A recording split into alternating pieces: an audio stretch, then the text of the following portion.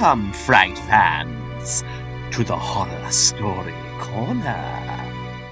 Where tonight we have another spine-tingling compilation video. It involves some of my favourite Lovecraft tales, read beside the sound of rain. So, sit back, relax, and let the peaceful sounds lull you into a nightmare. I hope you enjoy Lovecraft and Rain. Pickman's model. You needn't think I'm crazy, Elliot. Plenty of others have queerer prejudices than this.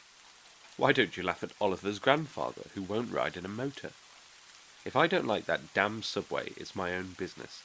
And we got here more quickly, anyhow, in a taxi. We'd have had to walk up the hill from Park Street if we'd taken a car. I know I'm more nervous than I was when you saw me last year, but you don't need to hold a clinic over it. There's plenty of reason, God knows, and I fancy I'm lucky to be sane at all. Why the third degree? You didn't used to be so inquisitive. Well, if you must hear it, I don't know why you shouldn't. Maybe you ought to. Anyhow, for you kept writing me like a grieved parent when you heard I'd begun to cut the art club and keep away from Pickman. Now that he's disappeared, I go around to the club once in a while, but my nerves aren't what they were. No, I don't know what's become of Pickman, and I don't like to guess. You might have surmised I had some inside information when I dropped him, and that's why I don't want to think where he's gone. Let the police find what they can. It won't be much, judging from the fact that they don't know yet of the old North End place he hired under the name of Peters. I'm not sure that I could find it again myself. Not that I'd ever try, even in broad daylight. Yes, I do know, or I'm afraid I know, why he maintained it. I'm coming to that. And I think you'll understand before I'm through why I don't tell the police. They would ask me to guide them, but I couldn't go back there even if I knew the way. There was something there, and now I can't use the subway or, and you may as well have your laugh at this too, go down into cellars anymore.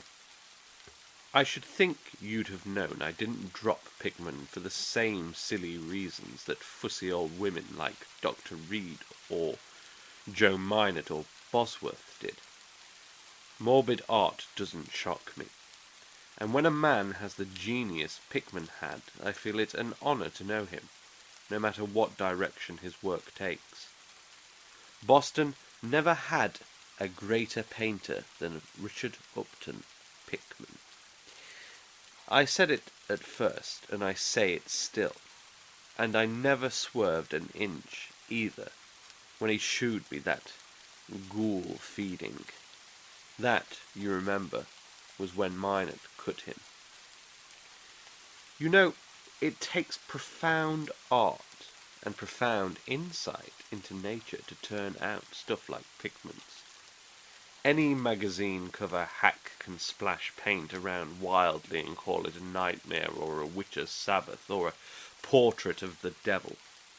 But only a great painter can make such a thing really scare or ring true.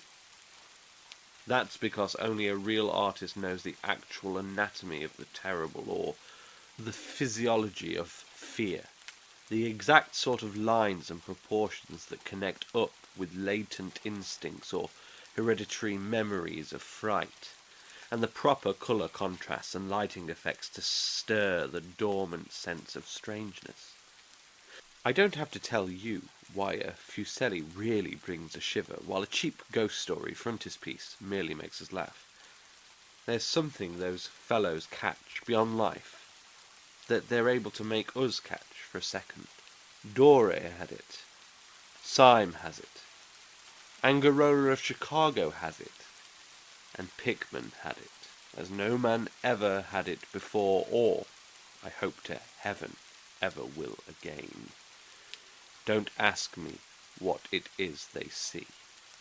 You know, in ordinary art, there's all the difference in the world between the vital, breathing things drawn from nature or models, and the artificial truck that commercial small fry reel off in a bare studio by rule.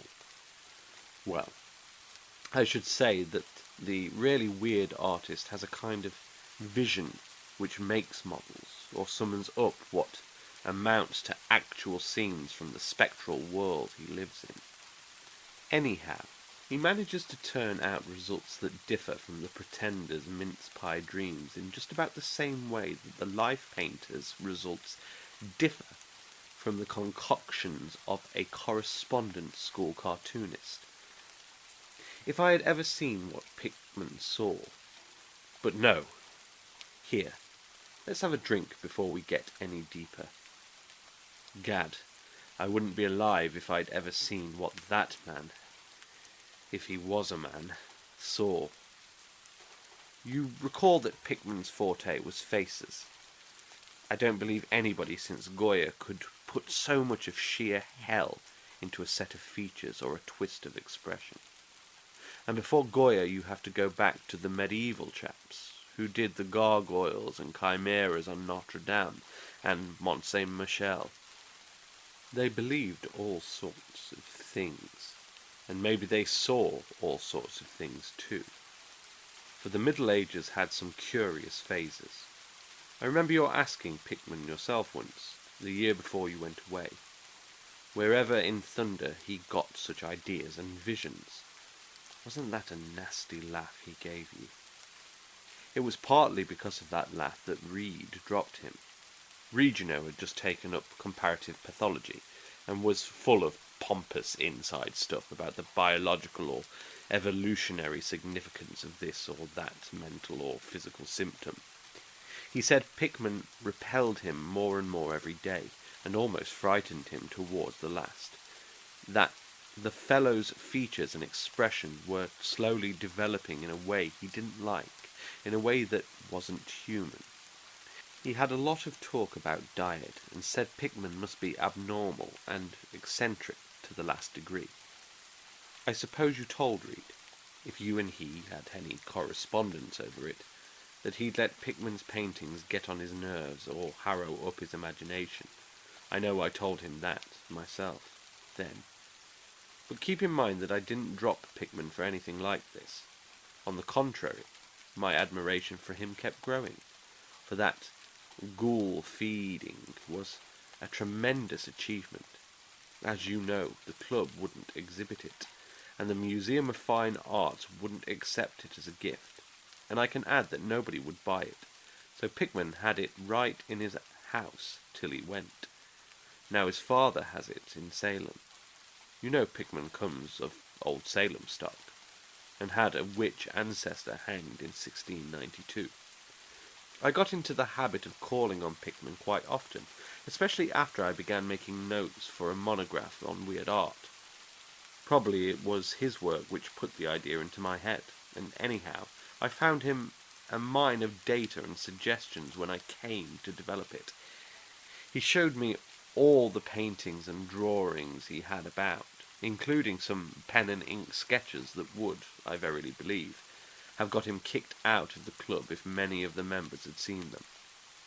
Before long, I was pretty nearly a devotee, and would listen for hours like a schoolboy to art theories and philosophic speculations wild enough to qualify him for the Danvers Asylum.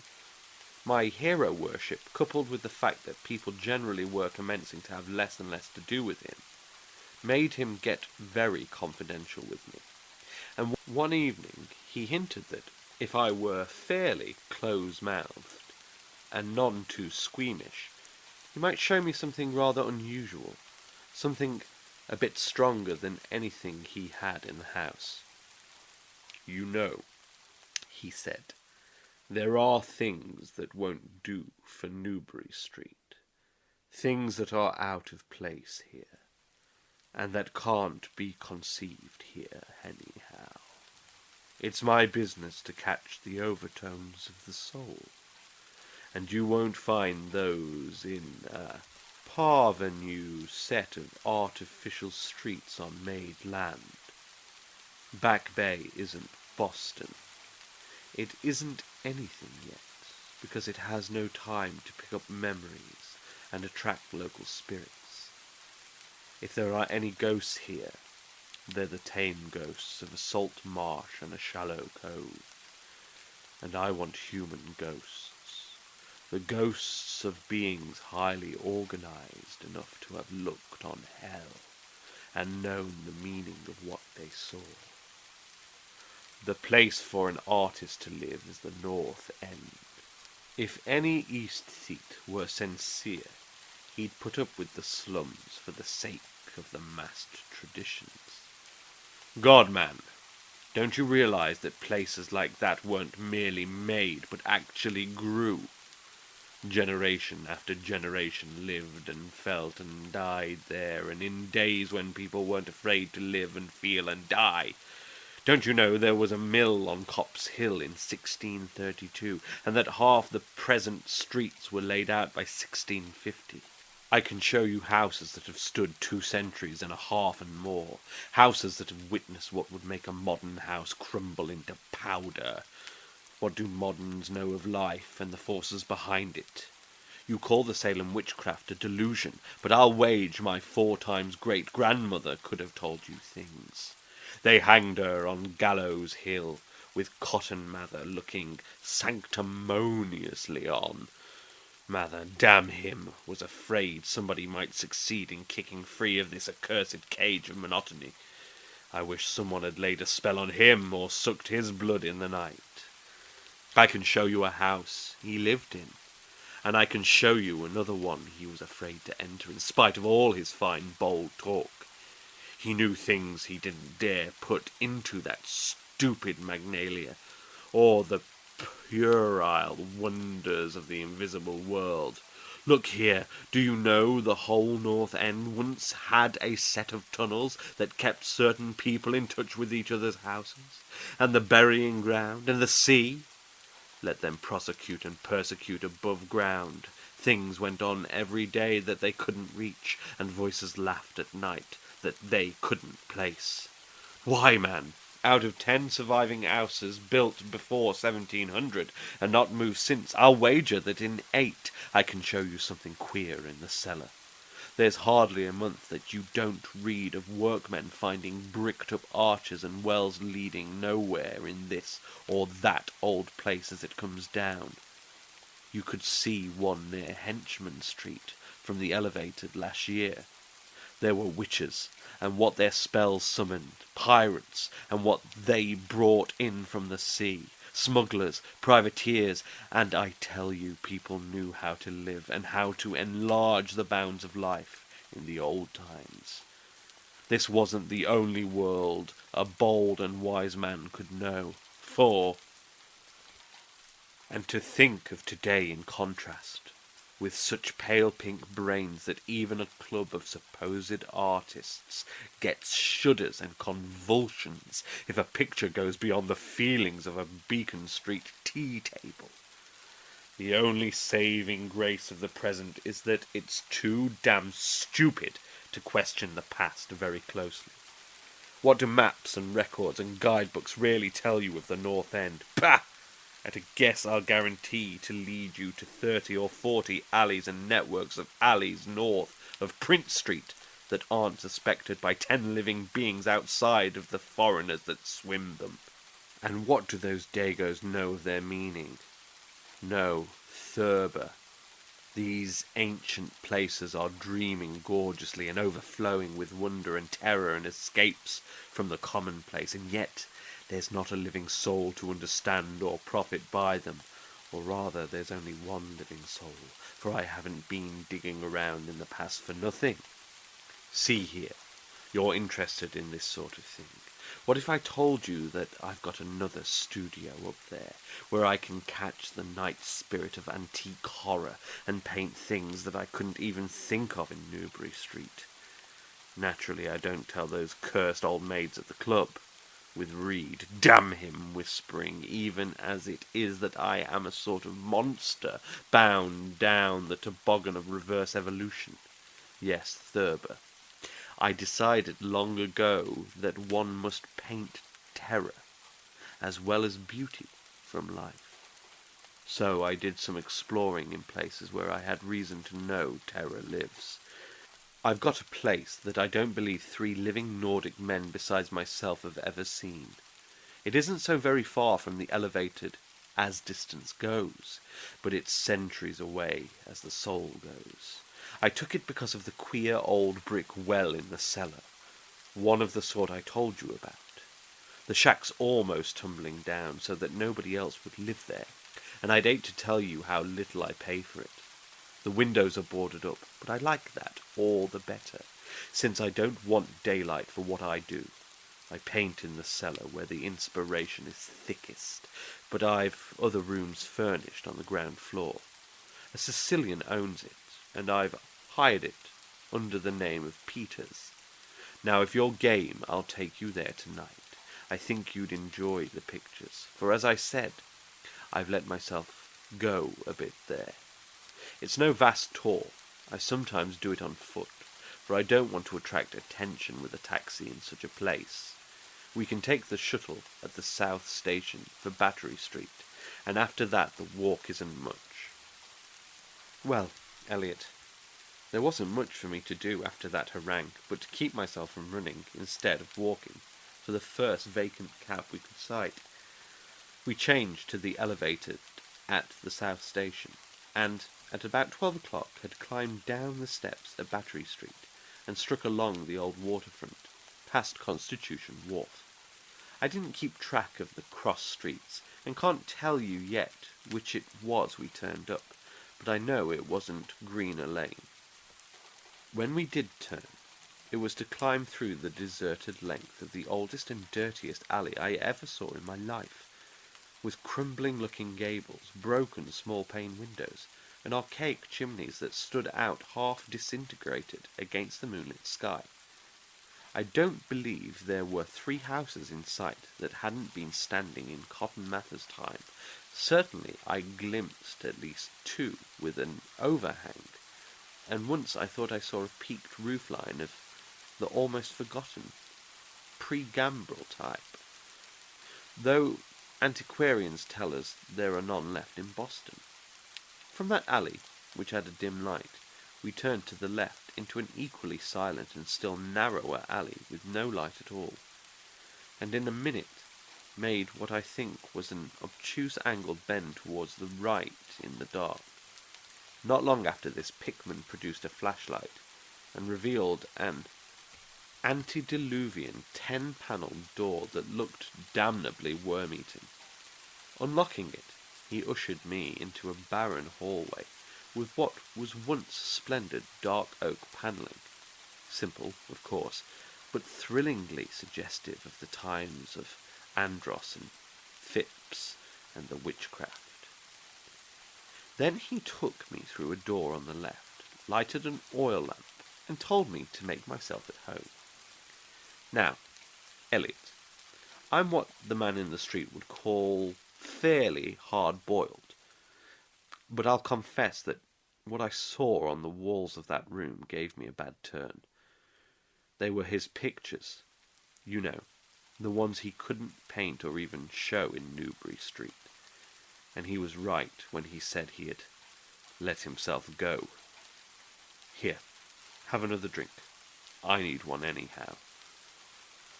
There's no use in my trying to tell you what they were like, because the awful, the blasphemous horror, and the unbelievable loathsomeness and moral theatre came from simple touches quite beyond the power of words to classify.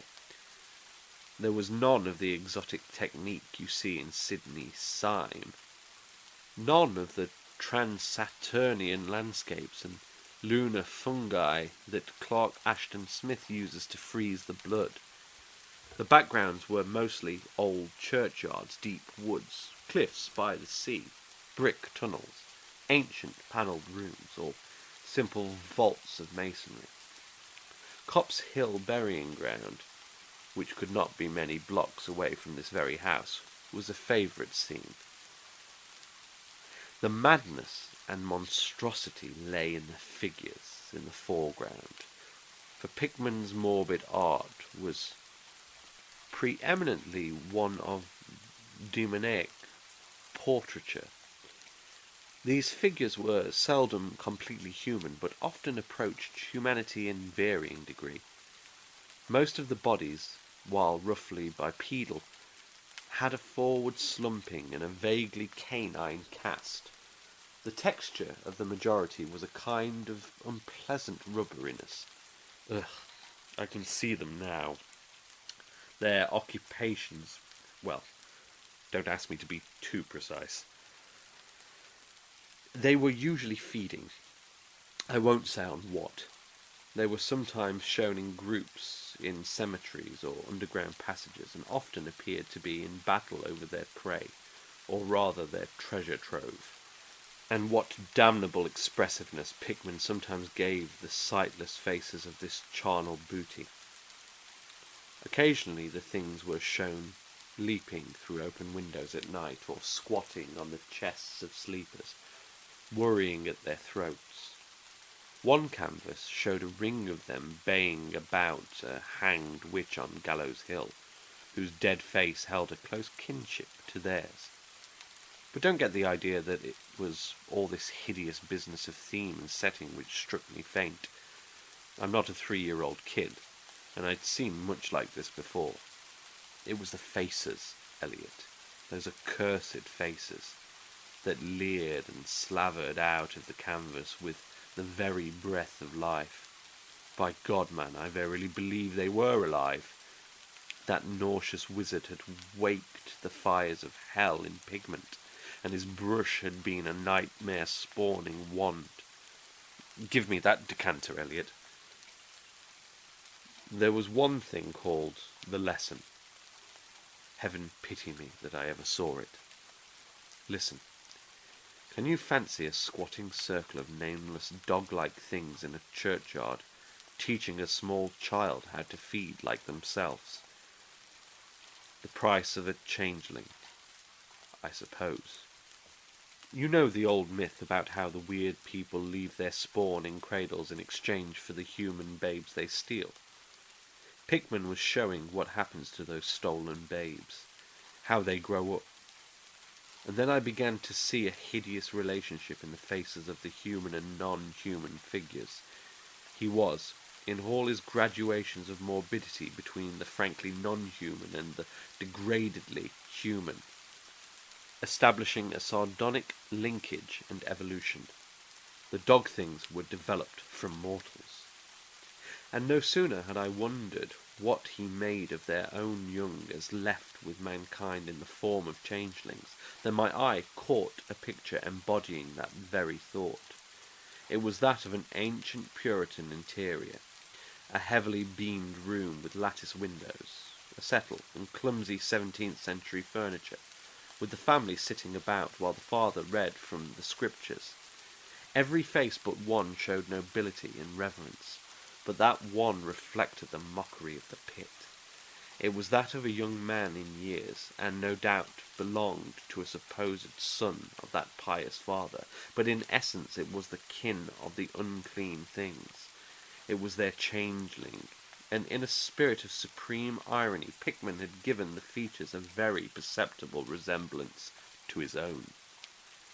By this time Pickman had lighted a lamp in an adjoining room and was politely holding open the door for me, asking me if I would come to see his modern studies. I hadn't been able to give him much of my opinions. I was too speechless with fright and loathing, but I think he fully understood and felt highly complimented. And now I want to assure you again, Elliot, that I am no mollycoddle to scream at anything which shows a bit of departure from the usual. I'm middle-aged and decently sophisticated, and I guess you saw enough of me in France to know I'm not easily knocked out. Remember, too, that I'd just about recovered my wind and gotten used to those frightful pictures which turned colonial New England into a kind of annex of hell. Well, in spite of all this, that next room forced a real scream out of me, and I had to clutch at the doorway to keep from keeling over. The other chamber had shown a pack of ghouls and witches overrunning the world of our forefathers, but this one brought the horror right into our own daily life. Gad, how that man could paint! There was a study called Subway Accident, in which a flock of the vile things were clambering up from some unknown catacomb through a crack in the floor of the Boylston Street subway and attacking a crowd of people on the platform. Another showed a dance on Copp's Hill among the tombs with the background of today. Then there were any number of cellar views, with monsters creeping in through holes and rifts in the masonry and grinning as they squatted behind barrels or furnaces and waited for their first victim to descend the stairs. One disgusting canvas seemed to depict a vast cross-section of Beacon Hill, with ant-like armies of the mephitic monsters squeezing themselves through burrows that honeycomb the ground.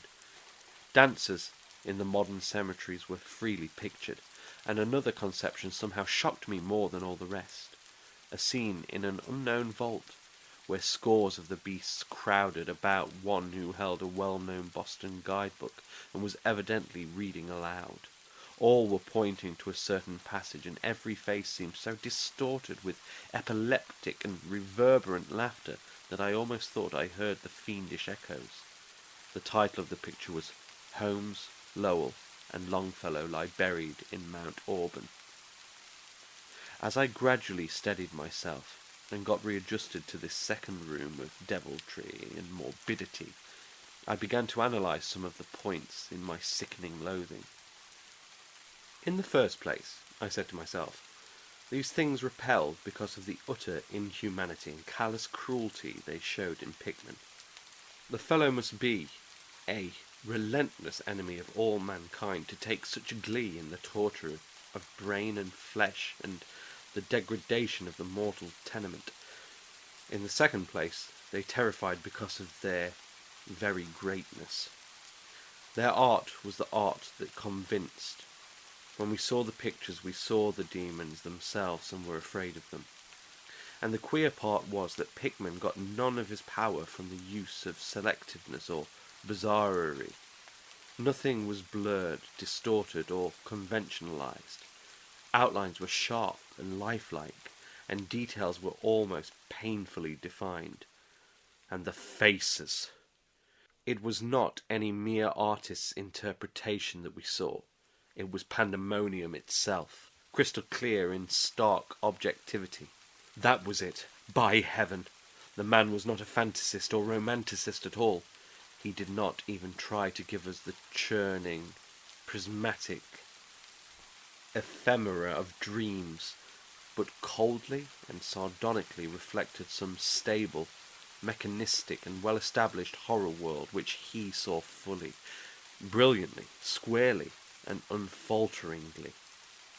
God knows what that world can have been, or where he ever glimpsed the blasphemous shapes that loped and trotted and crawled through it. But whatever the baffling source of his images, one thing was plain.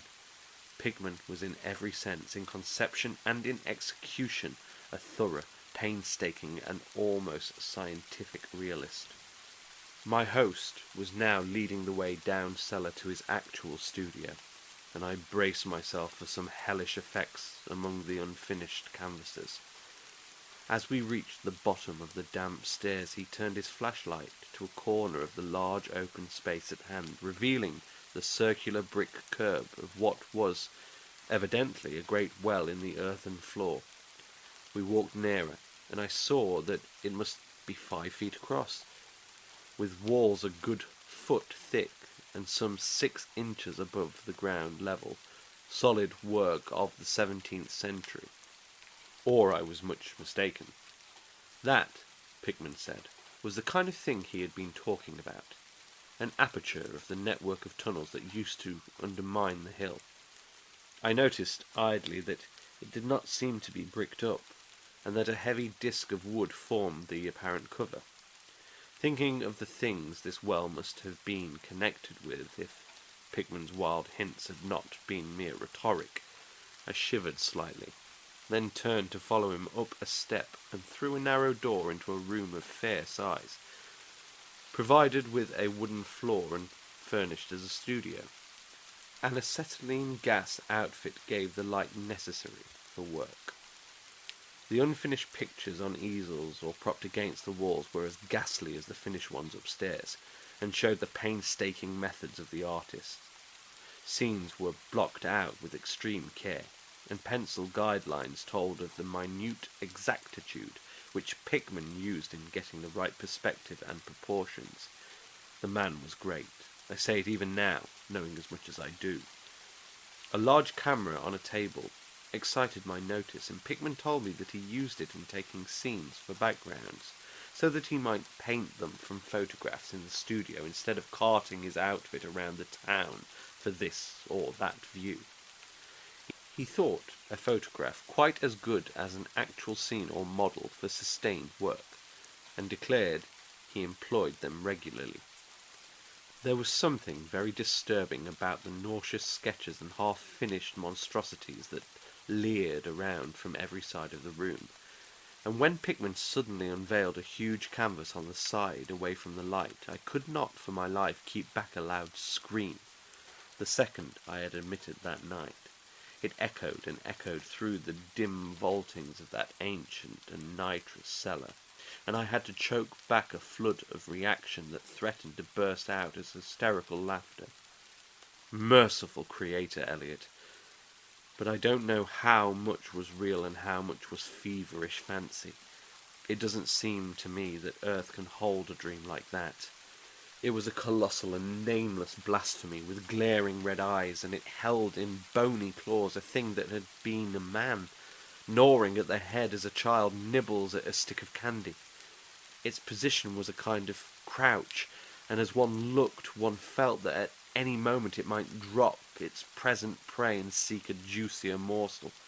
But damn it all, it wasn't even the fiendish subject that made it such an immortal fountainhead of all panic. Not that, nor the dog face with its pointed ears, bloodshot eyes, flat nose and drooling lips. It wasn't the scaly claws, nor the mould-caked body, nor the half-hoofed feet. None of these, though any one of them might well have driven an excitable man to madness. It was the technique, Eliot. The cursed, the impious, the unnatural technique. As I am a living being, I never elsewhere saw the actual breath of life so fused into a canvas. The monster was there. It glared and gnawed and gnawed and glared, and I knew that only a suspension of nature's laws could ever let a man paint a thing like that without a model, without some glimpse of the netherworld which no mortal unsouled to the fiend has ever had. Pinned with a thumbtack to a vacant part of the canvas was a piece of paper now badly curled up. Probably, I thought, a photograph from which Pickman meant to paint a background as hideous as the nightmare it was to enhance. I reached out to uncurl and look at it, when suddenly I saw Pickman start as if shot. He had been listening with peculiar intensity ever since my shocked scream had waked unaccustomed echoes in the dark cellar, and now he seemed struck with a fright which, though not comparable to my own, had in it more of the physical than of the spiritual. He drew a revolver and motioned me to silence, then stepped out into the main cellar and closed the door behind him. I think I was paralyzed for an instant. Imitating Pickman's listening, I fancy I heard a faint scurrying sound somewhere, and a series of squeals or bleats, in a direction I couldn't determine. I thought of huge rats and shuddered. Then there came a subdued sort of clatter, which somehow set me all in goose-flesh. A furtive, groping kind of clatter, though I can't attempt to convey what I mean in words. It was like heavy wood falling on stone or brick. Wood on brick. What did that make me think of? It came again and louder. There was a vibration as if the wood had fallen farther than it had fallen before. After that followed a sharp grating noise, a shouted gibberish from Pickman, and the deafening discharge of all 6 chambers of a revolver, fired spectacularly as a lion tamer might fire in the air for effect. A muffled squeal or squawk and a thud, then more wood and brick grating, a pause and the opening of the door, at which I'll confess I started violently. Pickman reappeared with his smoking weapon, cursing the bloated rats that infested the ancient well. "The juice knows what they eat, Thurber," he grinned. "For those archaic tunnels touched graveyard and witch den and sea coast. But whatever it is, they must have run short, for they were devilish anxious to get out. Your yelling stirred them up, I fancy. Better be cautious in these old places. Our rodent friends are the one drawback, though I sometimes think they're a positive asset, by way of atmosphere and colour." Well, Elliot, that was the end of the night's adventures. Pickman had promised to show me the place, and heaven knows he had done it. He led me out of that tangle of alleyways in another direction, it seems, for when we sighted a lamp-post we were in a half-familiar street with monotonous rows of mingled tenement blocks and old houses. Charter Street, it turned out to be, but I was too flustered to notice just where we hit it.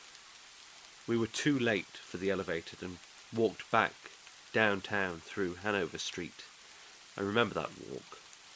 We switched from Tremont up Beacon, and Pickman left me at the corner of Joy, where I turned off. I never spoke to him again. Why did I drop him? Don't be impatient. Wait till I ring for coffee. We've had enough of the other stuff. But I, for one, need something. No, it wasn't the paintings I saw in that place, though I'll swear they were enough to get him ostracized in 9/10 of the homes and clubs of Boston. And I guess you won't wonder now why I have to steer clear of subways and cellars. It was something I found in my coat the next morning. You know the curled up paper tacked to that frightful canvas in the cellar? The thing I thought was a photograph of some scene he'd meant to use as a background for that monster. That last scare had come while I was reaching to uncurl it, and it seems I had vacantly crumpled it into my pocket. But here's the coffee. Take it black, Elliot, if you're wise. Yes, that paper was the reason I dropped Pickman. Richard Upton Pickman, the greatest artist I have ever known, and the foulest being that ever leaped the bounds of life into the pits of myth and madness. Elliot, old Reed was right. He wasn't strictly human. Either he was born in a strange shadow, or he found a way to unlock the forbidden gate. It's all the same now, for he's gone, back into the fabulous darkness he loved to haunt. Here, let's have the chandelier going. Don't ask me to explain or even conjecture about what I burned. Don't ask me, either, what lay behind that mole-like scrambling Pickman was so keen to pass off as rats. There are secrets, you know, which might have come down from old Salem times, and Cotton Mather tells even stranger things. You know how damned lifelike Pickman's paintings were, how we all wondered where he got those faces. Well, that paper wasn't a photograph of any background after all. What it showed was simply the monstrous being he was painting on that awful canvas. It was the model he was using, and its background was merely the wall of the cellar studio in minute detail. But by God, Elliot, it was a photograph from life.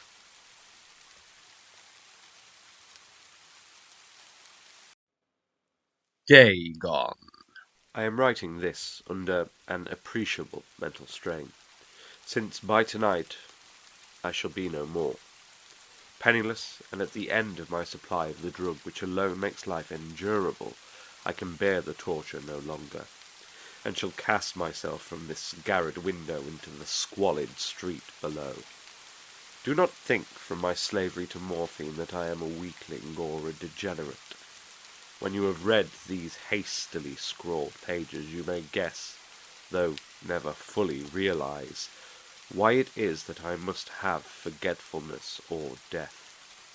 It was in one of the most open and least frequented parts of the broad Pacific that the packet of which I was supercargo fell a victim to the German sea raider. The Great War was then at its very beginning, and the ocean forces of the Hun had not completely sunk to their later degradation, so that our vessel was made a legitimate prize, whilst we of her crew were treated with all the fairness and consideration due us as naval prisoners. So liberal, indeed, was the discipline of our captors, that 5 days after we were taken I managed to escape alone in a small boat with water and provisions for a good length of time. When I finally found myself adrift and free, I had but little idea of my surroundings. Never a competent navigator, I could only guess vaguely by the sun and stars that I was somewhat south of the equator. Of the longitude I know nothing, and no island or coastline was in sight. The weather kept fair, and for uncounted days I drifted aimlessly beneath the scorching sun, waiting either for some passing ship or to be cast on the shores of some habitable land. But neither ship nor land appeared, and I began to despair in my solitude upon the heaving vastness of unbroken blue. The change happened whilst I slept. Its details I shall never know, for my slumber, though troubled and dream-infested, was continuous. When at last I awakened, it was to discover myself half sucked into a slimy expanse of hellish black mire which extended about me in monotonous undulations as far as I could see, and in which my boat lay grounded some distance away.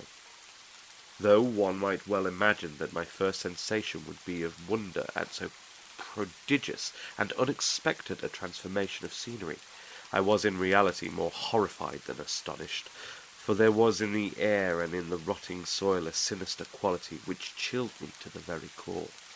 The region was putrid with the carcasses of decaying fish, and of other less describable things which I saw protruding from the nasty mud of the unending plain.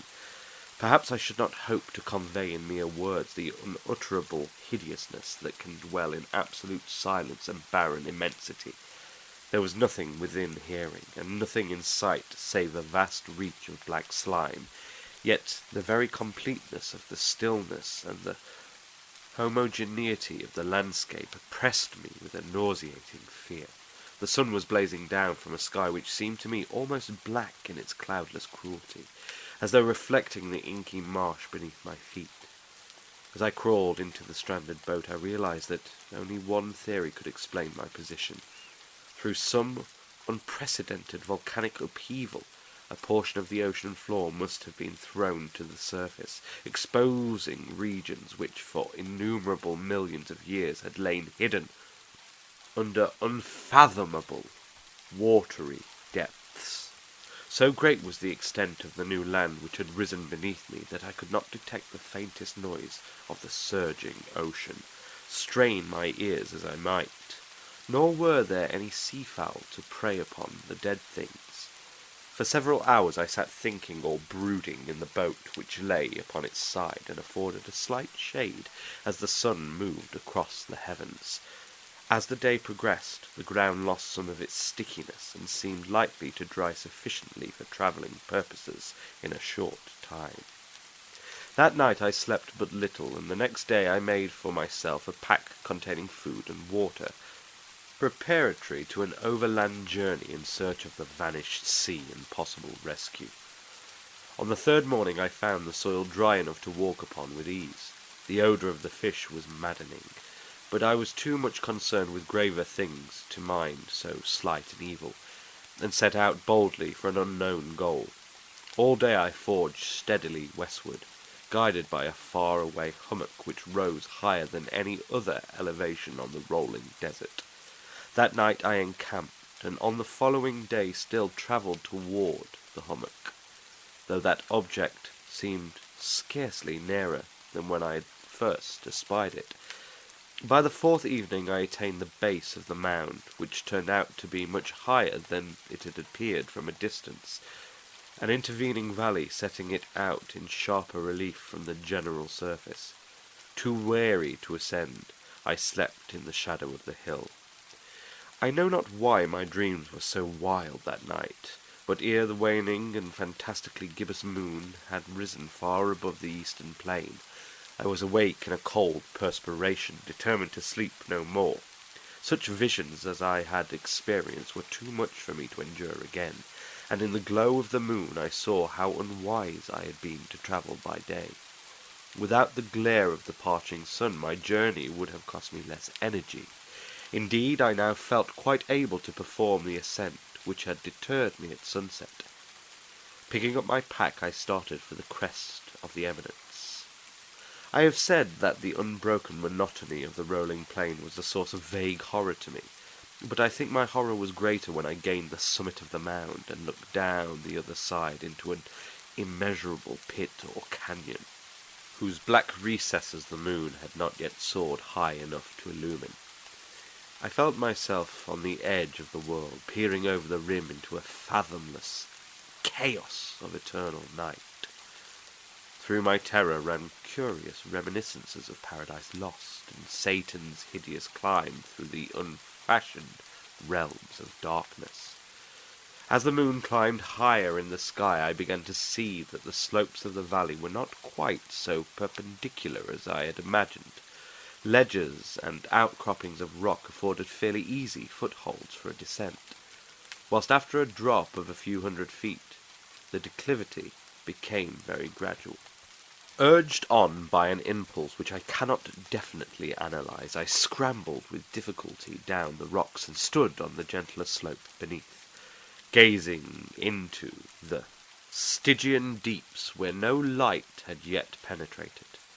All at once my attention was captured by a vast and singular object on the opposite slope, which rose steeply about 100 yards ahead of me, an object that gleamed whitely in the newly bestowed rays of the ascending moon.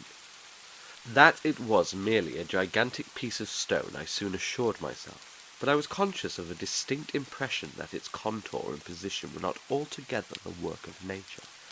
A closer scrutiny filled me with sensations I cannot express, for despite its enormous magnitude and its position in an abyss which had yawned at the bottom of the sea since the world was young, I perceived beyond a doubt that the strange object was a well-shaped monolith, whose massive bulk had known the workmanship and perhaps the worship of living and thinking creatures. Dazed and frightened, yet not without a certain thrill of the scientist's or archaeologist's delight, I examined my surroundings more closely.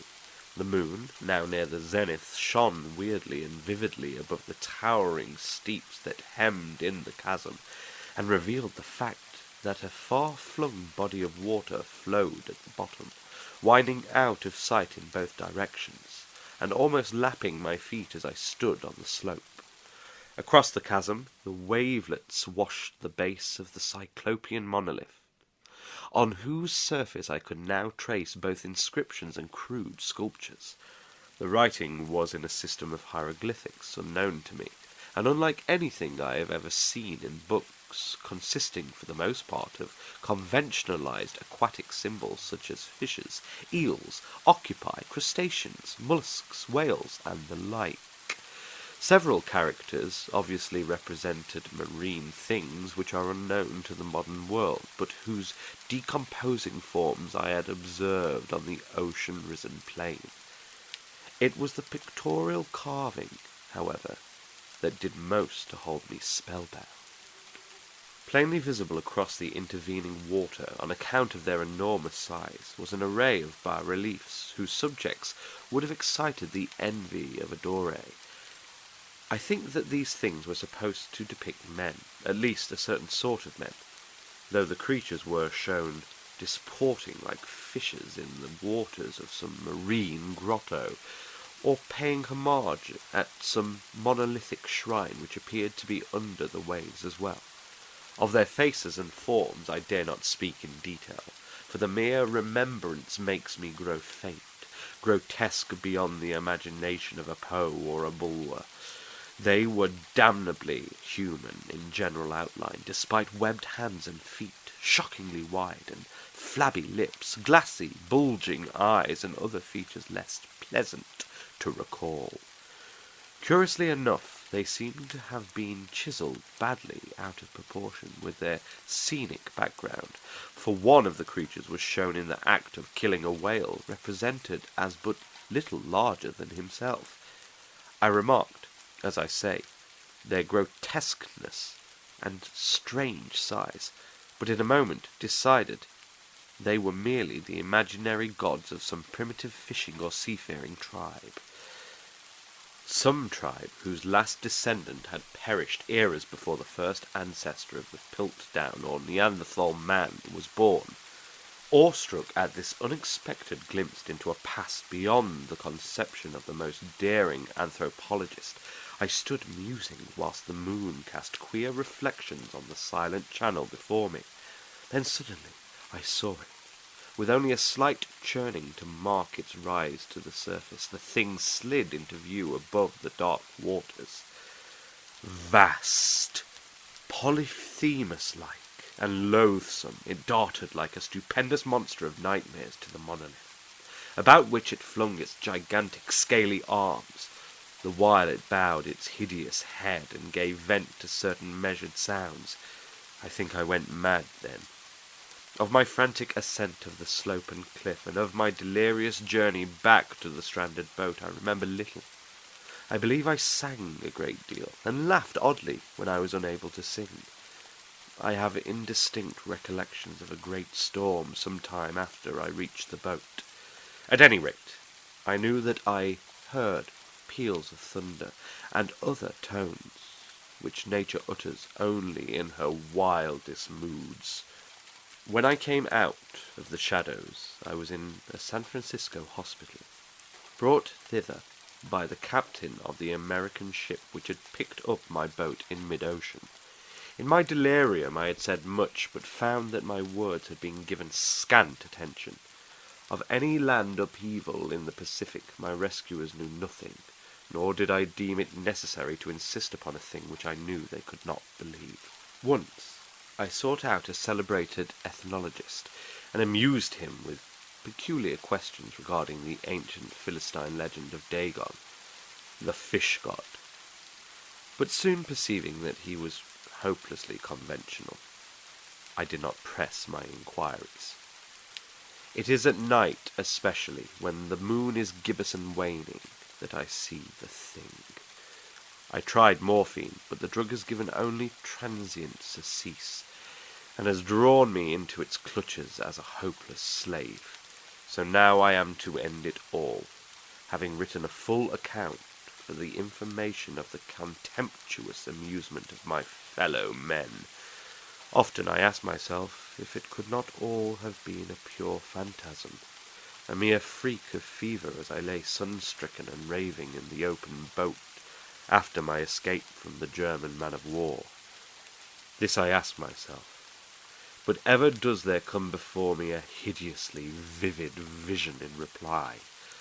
I cannot think of the deep sea without shuddering at the nameless things that may, at this very moment, be crawling and floundering on its slimy bed, worshipping their ancient stone idols and carving their own detestable likenesses on submarine obelisks of water-soaked granite. I dream of a day when they may rise above the billows to drag down in their reeking talons the remnants of puny, war-exhausted mankind. Of a day when the land shall sink and the dark ocean floor shall ascend amidst universal pandemonium. The end is near. I hear a noise at the door, as of some immense, slippery body lumbering against it. It shall not find me. God, that hand! The window. The window.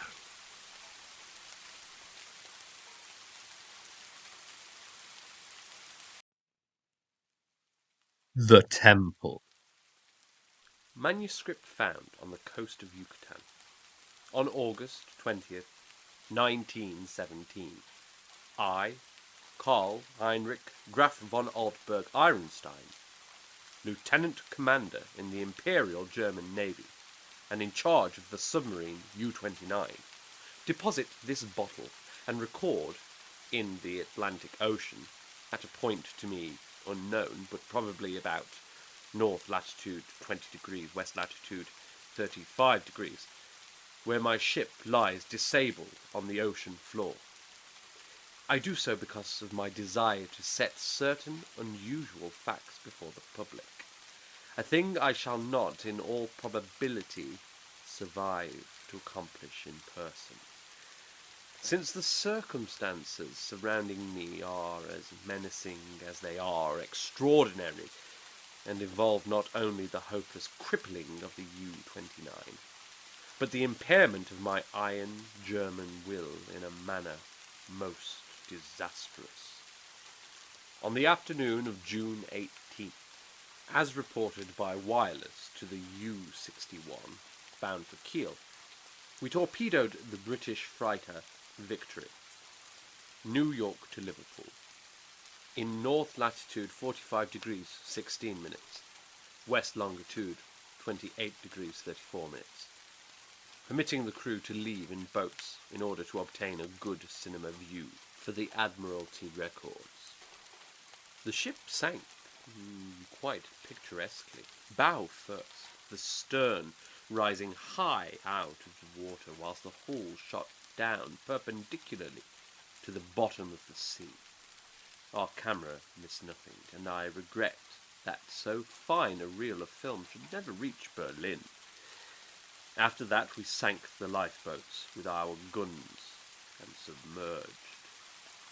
When we rose to the surface about sunset, a seaman's body was found on the deck, hands gripping the railing in curious fashion.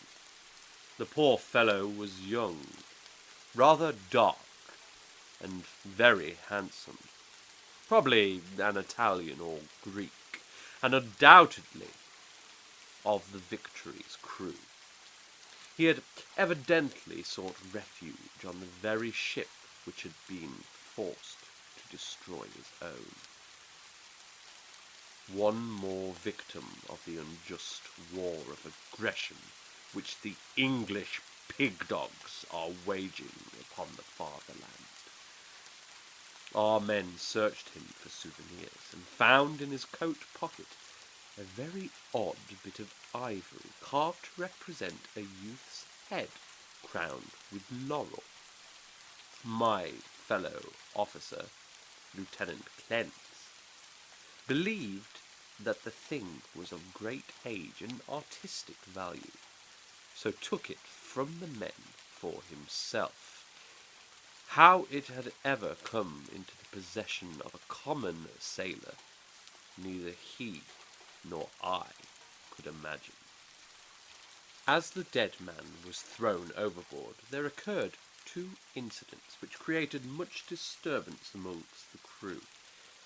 The fellow's eyes had been closed, but in the dragging of his body to the rail, they were jarred open, and many seemed to entertain a queer delusion that they gazed steadily and mockingly at Schmidt and Zimmer, who were bent over the corpse. The boatswain, Müller, an elderly man, who would have known better had he not been a superstitious Alsatian swine, became so excited by this impression that he watched the body in the water and swore that after it sank a little it drew its limbs into a swimming position and sped away to the south under the waves. Clens and I did not like these displays of peasant ignorance, and severely reprimanded the men, particularly Müller.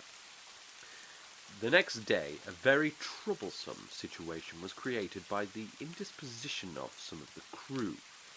They were evidently suffering from the nervous strain of our long voyage, and had had bad dreams.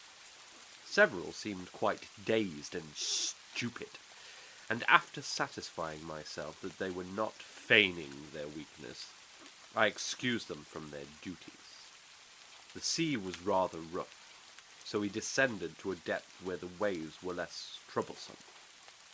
Here we were comparatively calm, despite a somewhat puzzling southward current, which we could not identify from our oceanographic charts. The moans of the sick men were decidedly annoying, but since they did not appear to demoralize the rest of the crew, we did not resort to extreme measures. It was our plan to remain where we were and intercept the liner Dacia, mentioned in information from agents in New York. In the early evening we rose to the surface and found the sea less heavy. The smoke of a battleship was on the northern horizon, but our distance and ability to submerge made us safe. What worried us more was the talk of Boatswain Mueller, which grew wilder as night came on. He was in a detestably childish state, and babbled of some illusion of dead bodies drifting past the undersea portholes.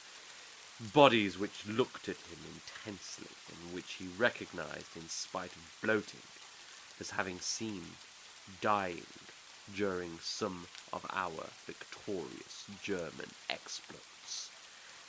And he said that the young man we had found and tossed overboard was their leader.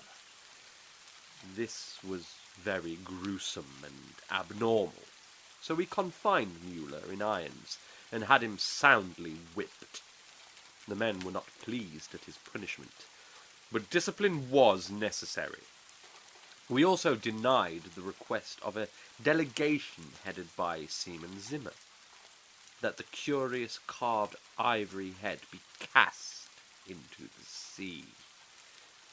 On June 20th, Seaman Bohm and Schmidt, who had been ill the day before, became violently insane.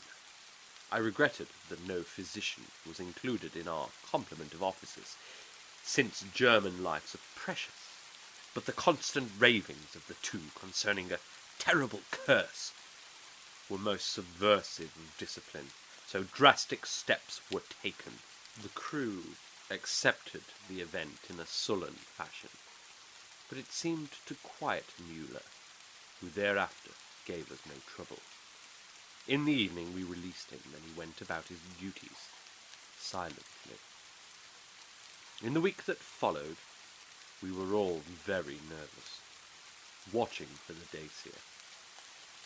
The tension was aggravated by the disappearance of Mueller and Zimmer, who undoubtedly committed suicide as a result of the fears which had seemed to harass them, though they were not observed in the act of jumping overboard.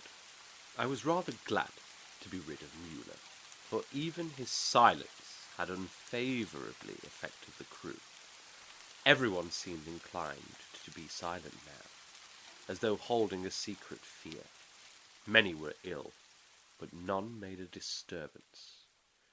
Lieutenant Clens chafed under the strain, and was annoyed by the merest trifles, such as the school of dolphins which gathered about the U-29 in increasing numbers, and the growing intensity of that southward current which was not on our chart.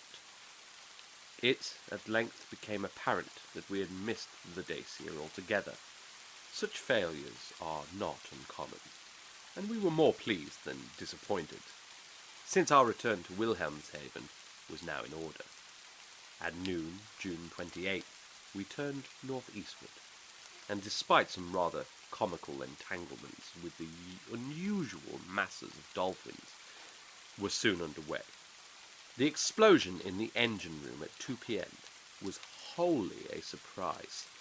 No defect in the machinery or carelessness in the men had been noticed.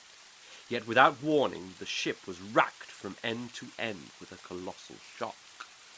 Lieutenant Clens hurried to the engine room, finding the fuel tank and most of the mechanism shattered, and engineers Rab and Schneider instantly killed. Our situation had suddenly become grave indeed.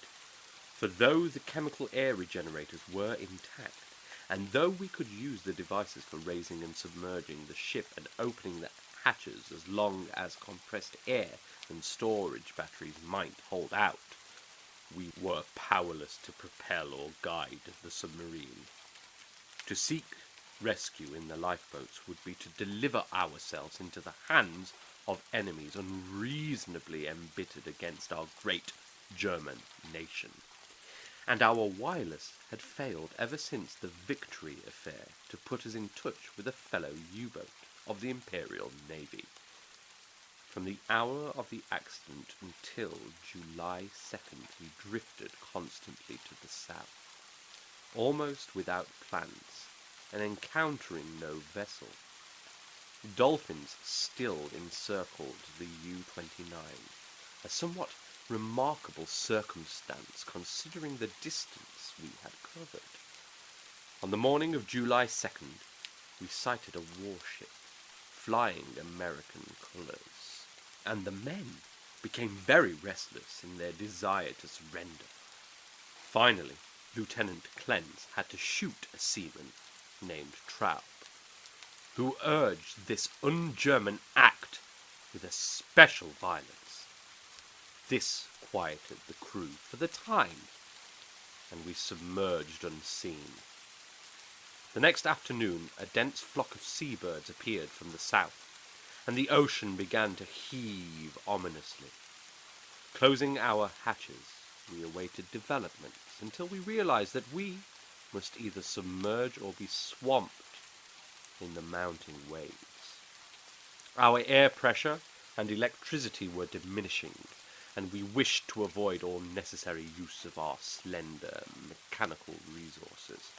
But in this case there was no choice. We did not descend far, and when after several hours the sea was calmer, we decided to return to the surface.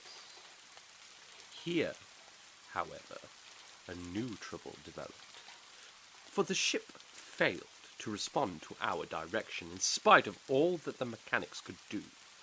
As the men grew more frightened at this undersea imprisonment, some of them began to mutter again about Lieutenant Clens's ivory image, but the sight of an automatic pistol calmed them.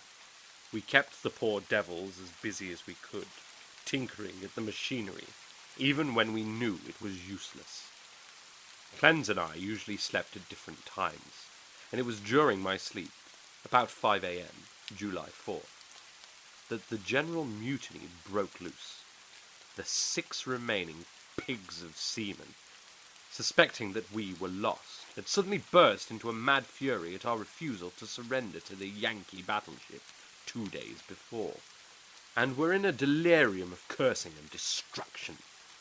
They roared like the animals they were, and broke instruments and furniture indiscriminately, screaming about such nonsense as the curse of the ivory image, and the dark, dead youth who looked at them and swam away. Lieutenant Clens seemed paralyzed and inefficient, as one might expect of a soft, womanish Rhinelander.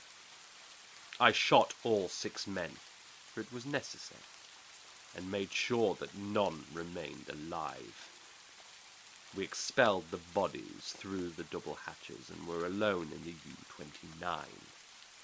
Clens seemed very nervous and drank heavily.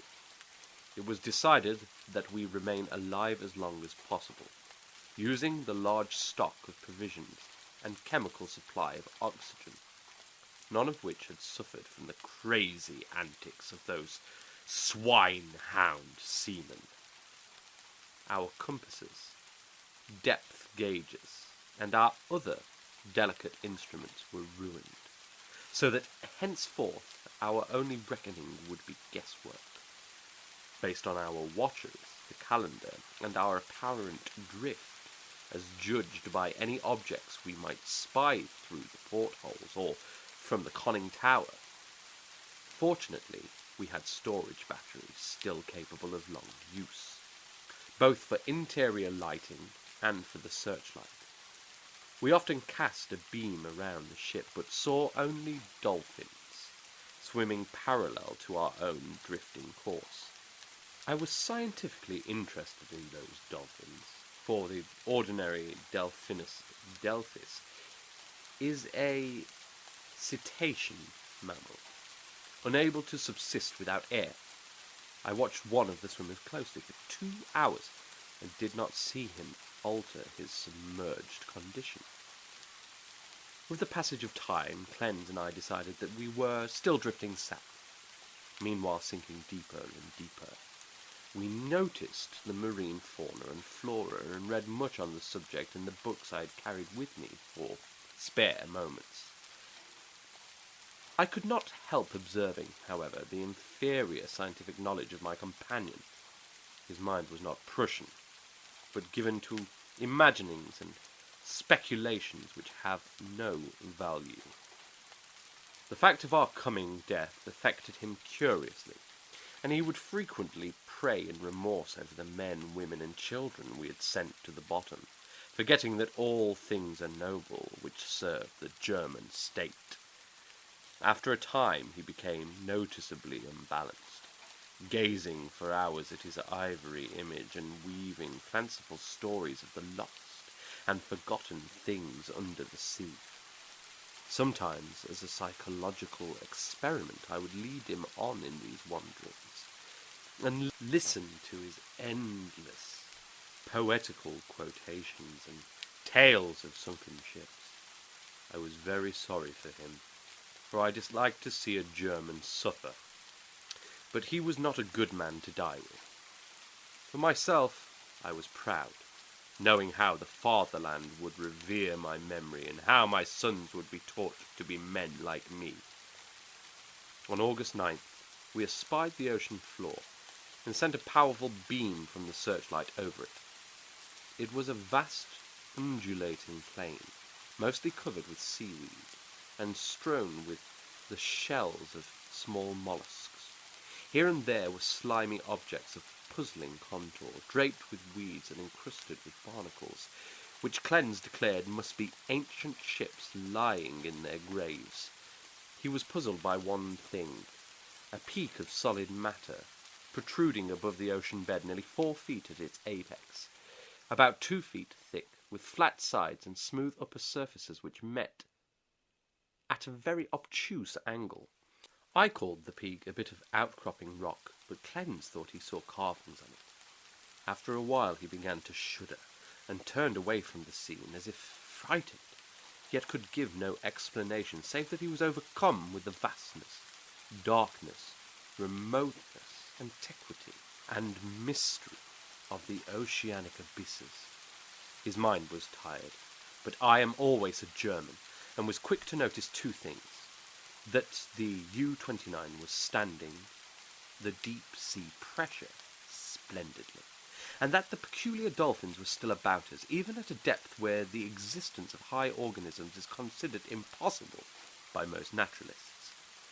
That I had previously overestimated our depth, I was sure, but none the less we must still be deep enough to make these phenomena remarkable.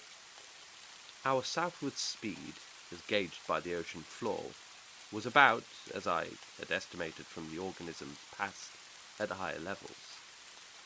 It was at 3:15 p.m., August 12th, that poor Cleanse went wholly mad.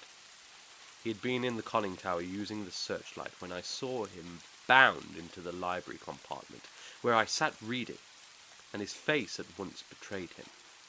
I will repeat here what he said, underlining the words he emphasized. "He is calling.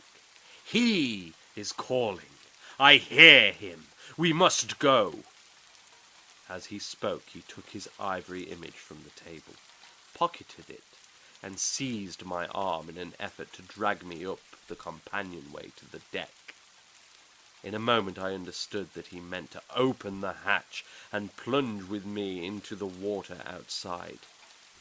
A vagary of suicidal and homicidal mania for which I was scarcely prepared. As I hung back and attempted to soothe him, he grew more violent, saying, "Come now, do not wait until later. It is better to repent and be forgiven than to defy and to be condemned." Then I tried the opposite of the soothing plan, and told him he was mad, pitifully demented. But he was unmoved, and cried, "If I am mad, it is mercy. May the gods pity the man who, in his callousness, can remain sane to the hideous end. Come and be mad, whilst he still calls with mercy." This outburst seemed to relieve a pressure in his brain, for as he finished he grew much milder, asking me to let him depart alone if I would not accompany him. My course at once became clear. He was a German, but only a Rhinelander and a commoner, and he was now a potentially dangerous madman. By complying with his suicidal request, I could immediately free myself from one who was no longer a companion, but a menace.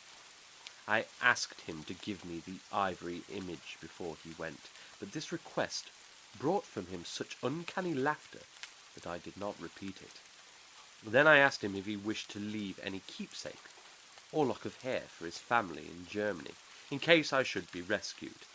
But again he gave me that strange laugh. So as he climbed the ladder, I went to the levers, and allowing proper time intervals, operated the machinery which sent him to his death. After I saw that he was no longer in the boat, I threw the searchlight around the water in an effort to obtain a last glimpse of him, since I wished to ascertain whether the water pressure would flatten him, as it theoretically should, or whether the body would be unaffected like those extraordinary dolphins. I did not, however, succeed in finding my late companion, for the dolphins were massed thickly and obscuringly about the conning tower. That evening I regretted that I had not taken the ivory image surreptitiously from poor Cleanser's pocket as he left, for the memory of it fascinated me. I could not forget the youthful, beautiful head with its leafy crown, though I am not by nature an artist. I was also sorry that I had no one with whom to converse. Cleanse, though not my mental equal, was much better than no one. I did not sleep well that night, and wondered exactly when the end would come. Surely I had little enough chance of rescue. The next day I ascended to the conning tower, and commenced the customary searchlight explorations. Northward, the view was much the same as it had been all the 4 days since we had sighted the bottom, but I perceived that the drifting of the U-29 was less rapid. As I swung the beam around to the south, I noticed that the ocean floor ahead fell away in a marked declivity, and bore curiously regular blocks of stone in certain places, disposed as if in accordance with definite patterns. The boat did not at once descend to match the greater ocean depth, so I was soon forced to adjust the searchlight to cast a sharply downward beam. Owing to the abruptness of the change, a wire was disconnected, which necessitated a delay of many minutes for repairs. But at length the light streamed on again, flooding the marine valley below me. I am not given to emotion of any kind, but my amazement was very great when I saw what lay revealed in that electrical glow. And yet, as one reared in the best culture of Prussia, I should not have been amazed, for geology and tradition alike tell us of great transpositions in oceanic and continental areas. What I saw was an extended and elaborate array of ruined edifices, all of magnificent though unclassified architecture, and in various stages of preservation. Most appeared to be of marble, gleaming whitely in the rays of the searchlight. And the general plan was of a large city at the bottom of a narrow valley, with numerous isolated temples and villas on the steep slopes above. Roofs were fallen, and columns were broken, but there still remained an air of immemorially ancient splendor which nothing could efface. Confronted at last with the Atlantis I had formerly deemed largely a myth, I was the most eager of explorers. At the bottom of the valley, a river had once flowed, for as I examined the scene more closely, I beheld the remains of stone and marble bridges, and sea walls, and terraces, and embankments, once verdant and beautiful. In my enthusiasm, I became nearly as idiotic and sentimental as Paul Cleanse, and I was very tardy in noticing that the southward current had ceased at last, allowing the U-29 to settle slowly down upon the sunken city, as an aeroplane settles upon a town of the upper earth. I was slow, too, in realizing that the school of unusual dolphins had vanished. In about 2 hours the boat rested in a paved plaza close to the rocky wall of the valley. On one side I could view the entire city as it sloped from the plaza down to the old riverbank. On the other side, in startling proximity, I was confronted by the richly ornate and perfectly preserved facade of a great building, evidently a temple, hollowed from the solid rock. Of the original workmanship of this titanic thing, I could only make conjectures. The facade, of immense magnitude, apparently covers a continuous hollow recess, for its windows are many and widely distributed. In the centre yawns a great open door, reached by an impressive flight of steps, and surrounded by exquisite carvings, like the figures of bacchanals in relief. Foremost of all are the great columns and frieze, both decorated with sculptures of inexpressible beauty, obviously portraying idealized pastoral scenes and processions of priests and priestesses, bearing strange ceremonial devices in adoration of a radiant god. The art is of the most phenomenal perfection, largely Hellenic in idea, yet strangely individual. It imparts an impression of terrible antiquity, as though it were the remotest rather than the immediate ancestor of Greek art. Nor can I doubt that every detail of this massive product was fashioned from the virgin hillside rock of our planet. It is palpably a part of the valley wall, though how the vast interior was ever excavated, I cannot imagine. Perhaps a cavern or series of caverns furnished the nucleus. Neither age nor submersion had corroded the pristine grandeur of this awful fane. For fane indeed it must be, and today, after thousands of years, it rests, untarnished and inviolate, in the endless night and silence of an ocean chasm. I cannot reckon the number of hours I spent in gazing at the sunken city with its buildings, arches, statues, and bridges, and the colossal temple with its beauty and mystery. Though I knew that death was near, my curiosity was consuming, and I threw the searchlight's beam about in eager quest. The shaft of light permitted me to learn many details, but refused to shew anything within the gaping door of the rock-hewn temple. And after a time I turned off the current, conscious of the need of conserving power. The rays were now perceptibly dimmer than they had been during the weeks of drifting, and as if sharpened by the coming deprivation of light, my desire to explore the watery secrets grew. I, a German, should be the first to tread those aeon-forgotten ways. I produced and examined a deep-sea diving suit of joined metal, and experimented with the portable light and air regenerator. Though I should have trouble in managing the double hatches alone, I believed I could overcome all obstacles with my scientific skill, and actually walk about the dead city in person.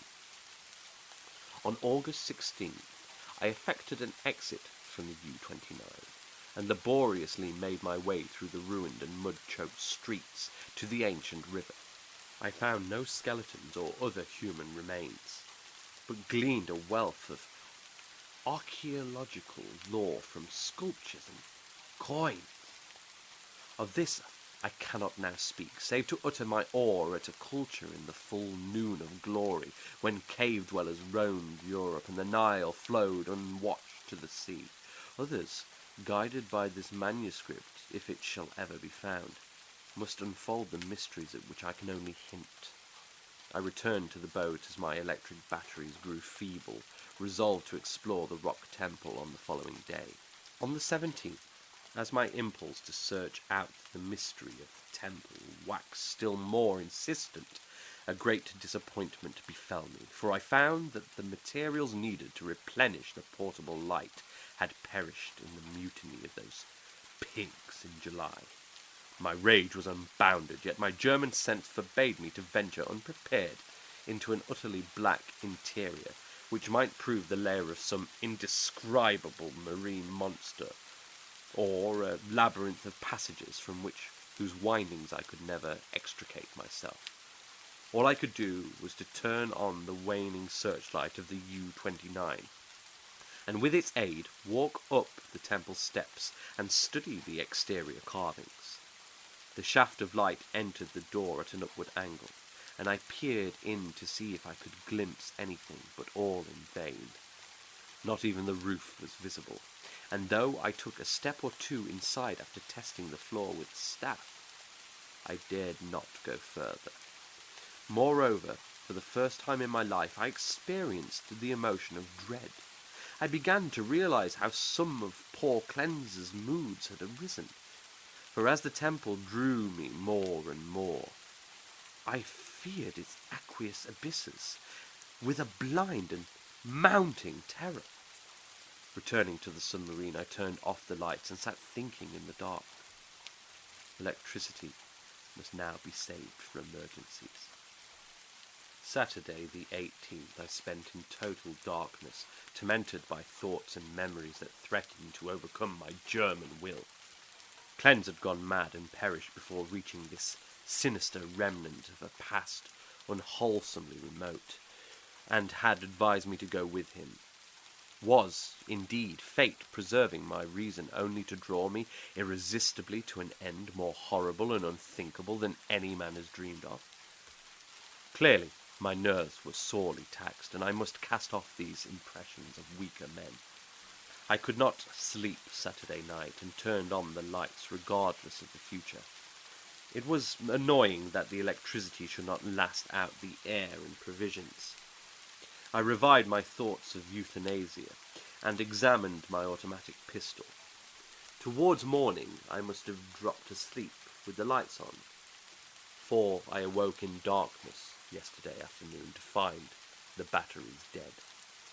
I struck several matches in succession and desperately regretted the improvidence which had caused us long ago to use up the few candles we carried.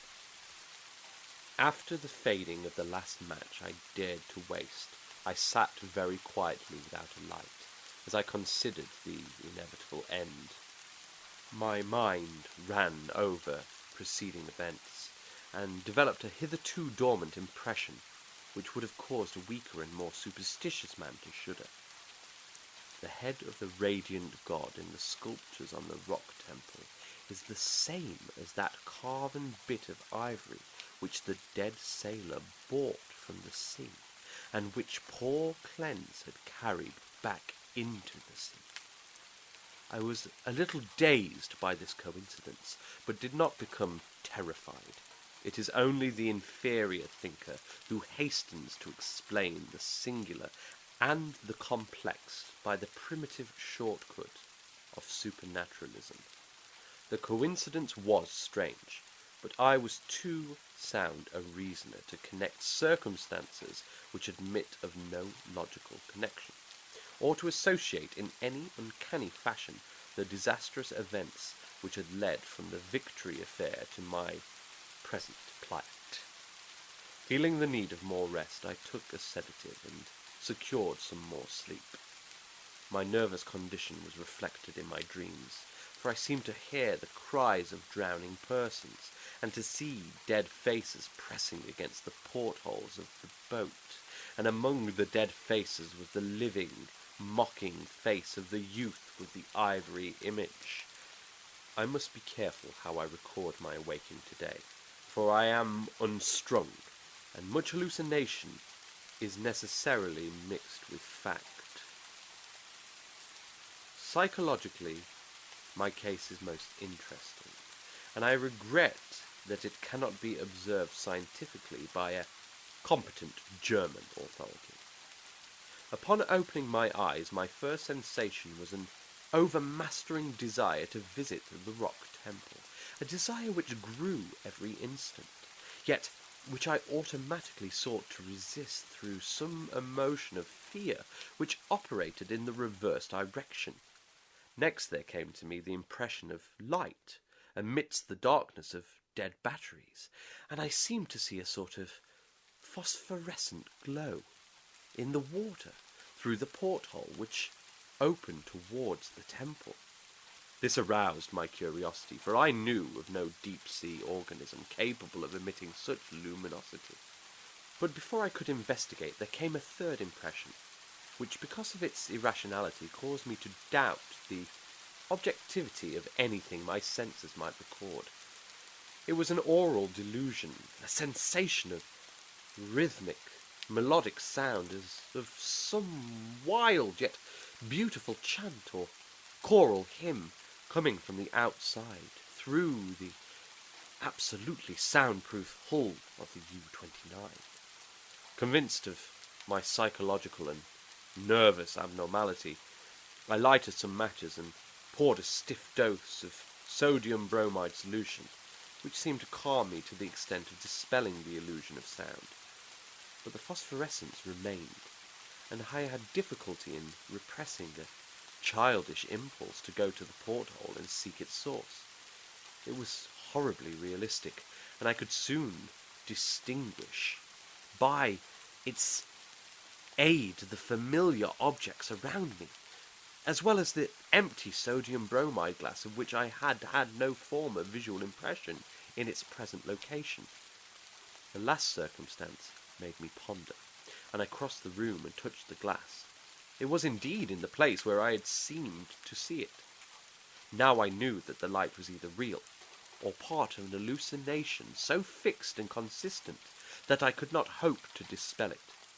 So abandoning all resistance, I ascended to the conning tower to look for the luminous agency. Might it not actually be another U-boat, offering possibilities of rescue? It is well that the reader accept nothing which follows as objective truth, for since the events transcend natural law, they are necessarily the subjective and unreal creations of my overtaxed mind. When I attained the conning tower, I found the sea in general far less luminous than I had expected. There was no animal or vegetable phosphorescence about, and the city that sloped down to the river was invisible in blackness. What I did see was not spectacular, not grotesque or terrifying. Yet it removed my last vestige of trust in my consciousness. For the door and windows of the undersea temple, hewn from the rocky hill, were vividly aglow with a flickering radiance, as from a mighty altar flame far within. Later incidents are chaotic. As I stared at the uncannily lighted door and windows, I became subject to the most extravagant visions. Visions so extravagant that I cannot even relate them. I fancied that I discerned objects in the temple, objects both stationary and moving, and seemed to hear the unreal chant that had floated to me when I first awaked. and over all rose thoughts and fears which centred in the youth from the sea, and the ivory image whose carving was duplicated on the frieze and columns of the temple before me.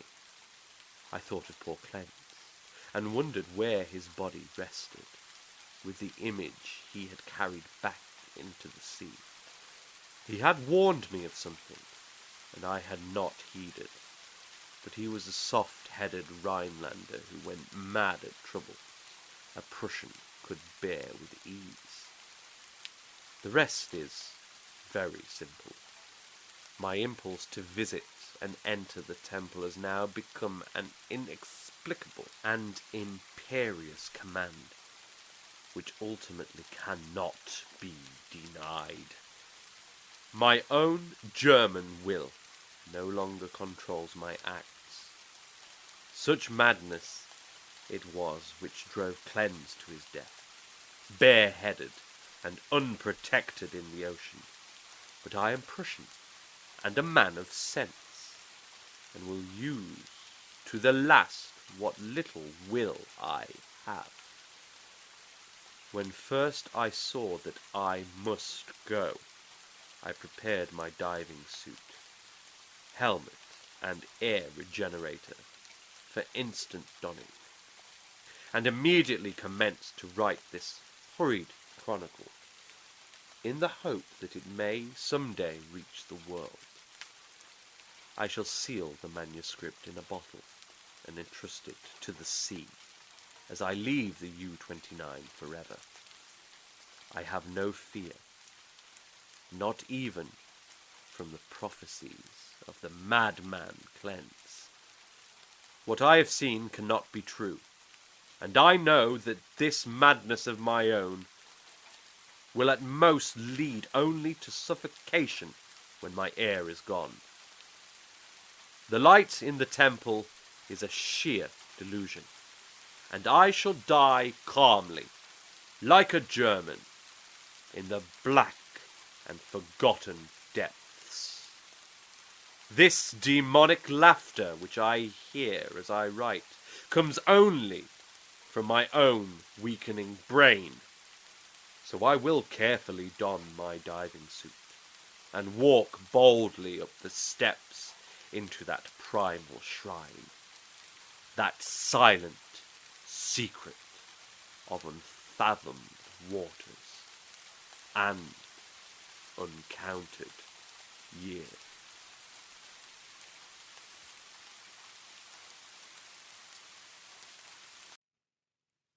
The Call of Cthulhu. Found among the papers of the late Francis Wayland Thurston of Boston. Of such great powers or beings there may be conceivably a survival of a hugely remote period when consciousness was manifested, perhaps in shapes and forms long since withdrawn before the tide of advancing humanity, forms of which poetry and legend alone have caught a flying memory and called them gods, monsters, mythical beings of all sorts and kinds. Algernon Blackwood. 1. The Horror in Clay. The most merciful thing in the world, I think, is the inability of the human mind to correlate all its contents. We live on a placid island of ignorance in the midst of black seas of infinity, and it was not meant that we should voyage far. The sciences, each straining in its own direction, have hitherto harmed us little, but some day the piecing together of dissociated knowledge will open up such terrifying vistas of reality, and of our frightful position therein, that we shall either go mad with revelation, or flee from the deadly light into the peace and safety of a new dark age. Theosophists have guessed at the awesome grandeur of the cosmic cycle wherein our world and human race form transient incidents. They have hinted at strange survivals in terms which would freeze the blood if not masked by a bland optimism.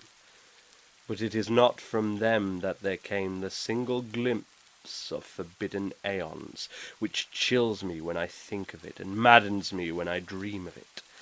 That glimpse, like all dread glimpses of truth, flashed out from an accidental piecing together of separated things. In this case, an old newspaper item and the notes of a dead professor. I hope that no one else will accomplish this piecing out. Certainly, if I live, I shall never knowingly supply a link in so hideous a chain. I think that the professor too intended to keep silent regarding the part he knew, and that he would have destroyed his notes had not sudden death seized him. My knowledge of the thing began in the winter of 1926 to 1927, with the death of my grand-uncle George Gamble Angel, Professor Emeritus of Semantic Languages in Brown University, Providence, Rhode Island. Professor Angel was widely known as an authority on ancient inscriptions and had frequently been resorted to by the heads of prominent museums, so that his passing at the age of 92 may be recalled by many. Locally, interest was intensified by the obscurity of the cause of death. The professor had been stricken whilst returning from the Newport boat, falling suddenly, as witnesses said, after having been jostled by a nautical-looking negro, who had come from one of the queer dark courts of the precipitous hillside which formed a shortcut from the waterfront to the deceased's home in William Street. Physicians were unable to find any visible disorder, but concluded after perplexed debate that some obscure lesion of the heart, induced by the brisk ascent of so steep a hill by so elderly a man, was responsible for the end. At the time I saw no reason to dissent from this dictum, but latterly I am inclined to wonder, and more than wonder. As my grand-uncle's heir and executor, for he died a childless widower, I was expected to go over his papers with some thoroughness, and for that purpose moved his entire set of files and boxes to my quarters in Boston. Much of the material which I correlated will be later published by the American Archaeological Society, but there was one box which I found exceedingly puzzling, and which I felt much averse from showing to other eyes. It had been locked, and I did not find the key till it occurred to me to examine the personal ring which the professor carried always in his pocket. Then indeed I succeeded in opening it, but when I did so, seemed only to be confronted by a greater and more closely locked barrier. For what could be the meaning of the queer clay bas-relief, and the disjointed jottings, ramblings, and cuttings which I found? Had my uncle, in his latter years, become credulous of the most superficial impostures? I resolved to search out the eccentric sculptor responsible for this apparent disturbance of an old man's peace of mind. The bas-relief was a rough rectangle less than an inch thick and about 5 by 6 inches in area, obviously of modern origin. Its designs, however, were far from modern in atmosphere and suggestion. For although the vagaries of cubism and futurism are many and wild, they do not often reproduce that cryptic regularity which lurks in prehistoric writing. And writing of some kind the bulk of these designs seemed certainly to be, though my memory, despite much familiarity with the papers and collections of my uncle, failed in any way to identify this particular species, or even hint at its remotest affiliations. Above these apparent hieroglyphics was a figure of evidently pictorial intent, though its impressionistic execution forbade a very clear idea of its nature.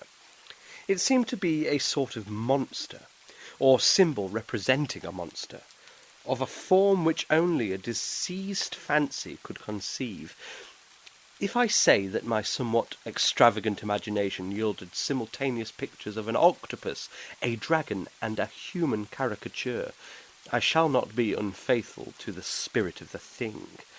A pulpy, tentacled head surmounted a grotesque and scaly body with rudimentary wings, but it was the general outline of the whole which made it most shockingly frightful.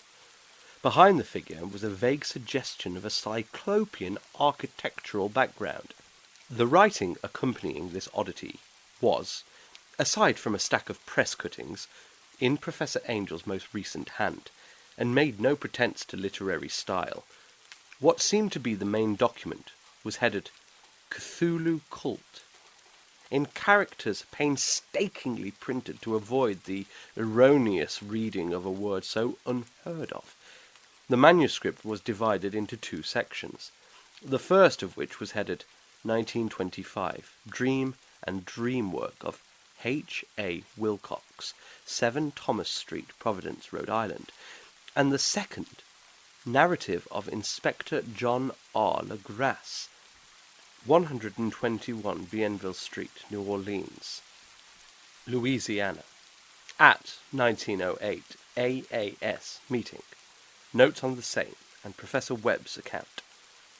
The other manuscript papers were all brief notes, some of them accounts of the queer dreams of different persons, some of them citations from theosophical books and magazines, notably W. Scott Eliot's Atlantis and the Lost Lemuria, and the rest comments on long-surviving secret societies and hidden cults with references to passages in such mythological and anthropological source books as Fraser's Golden Bough and Miss Murray's Witch Cult in Western Europe.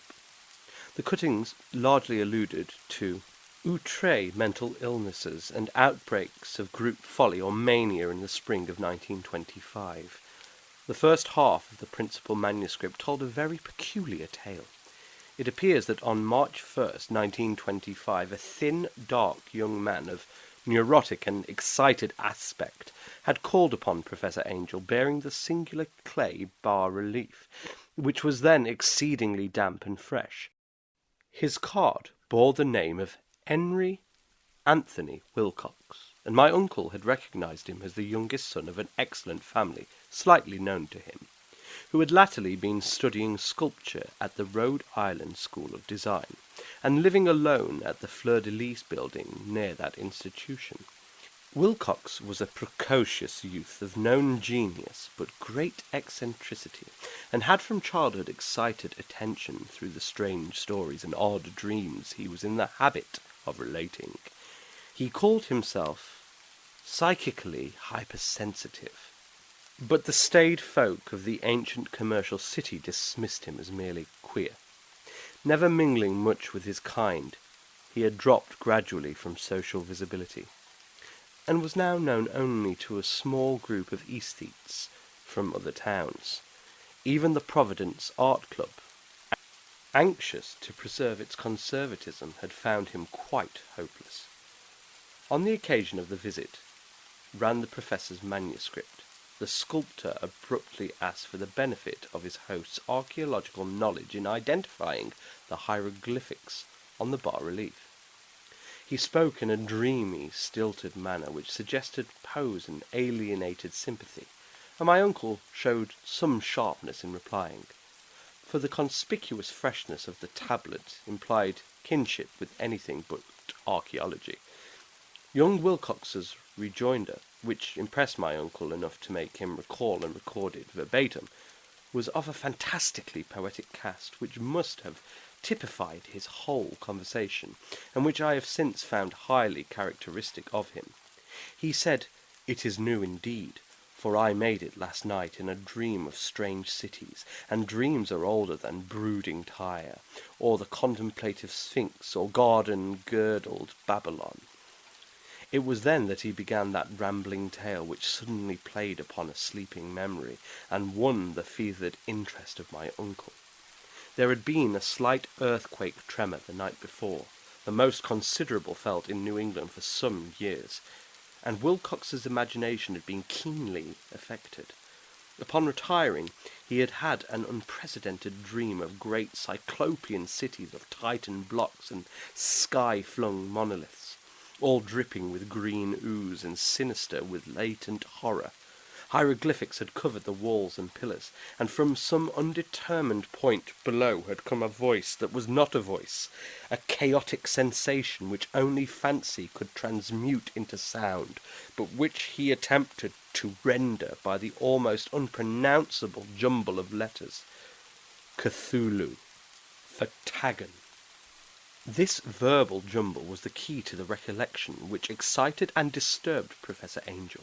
He questioned the sculptor with scientific minuteness, and studied with almost frantic intensity the bas-relief on which the youth had found himself working, chilled and clad only in his night-clothes, when waking had stolen bewilderingly over him. My uncle blamed his old age. Wilcox afterwards said, for his slowness in recognizing both hieroglyphics and pictorial design. Many of his questions seemed highly out of place to his visitor, especially those which tried to connect the latter with strange cults or societies, and Wilcox could not understand the repeated promises of silence which he was offered in exchange for an admission of membership in some widespread mystical or paganly religious body. When Professor Angel became convinced that the sculptor was indeed ignorant of any cult or system of cryptic lore, he besieged his visitor with demands for future reports of dreams. This bore regular fruit, for after the first interview the manuscript records daily calls of the young man, during which he related startling fragments of nocturnal imagery, whose burden was always some terrible cyclopean vista of dark and dripping stone, with a subterrene voice or intelligence shouting monotonously, in enigmatical sense impacts uninscribable save as gibberish. The two sounds most frequently repeated are those rendered by the letters Cthulhu and Relief. On March 23rd, the manuscript continued. Wilcox failed to appear, and inquiries at his quarters revealed that he had been stricken with an obscure sort of fever and taken to the home of his family in Waterman Street. He had cried out in the night, arousing several other artists in the building, and had manifested since then only alternations of unconsciousness and delirium. My uncle at once telephoned the family, and from that time forward kept close watch of the case, calling often at the Thayer Street office of Dr. Toby, whom he learned to be in charge. The youth's febrile mind apparently was dwelling on strange things, and the doctor shuddered now and then as he spoke of them. They included not only a repetition of what he had formerly dreamed, but touched wildly on a gigantic thing miles high, which walked or lumbered about. He at no time fully described this object, but occasional frantic words, as repeated by Dr. Toby, convinced the professor that it must be identical with the nameless monstrosity he had sought to depict in his dream sculpture. Reference to this object, the doctor added, was invariably a prelude to the young man's subsidence into lethargy.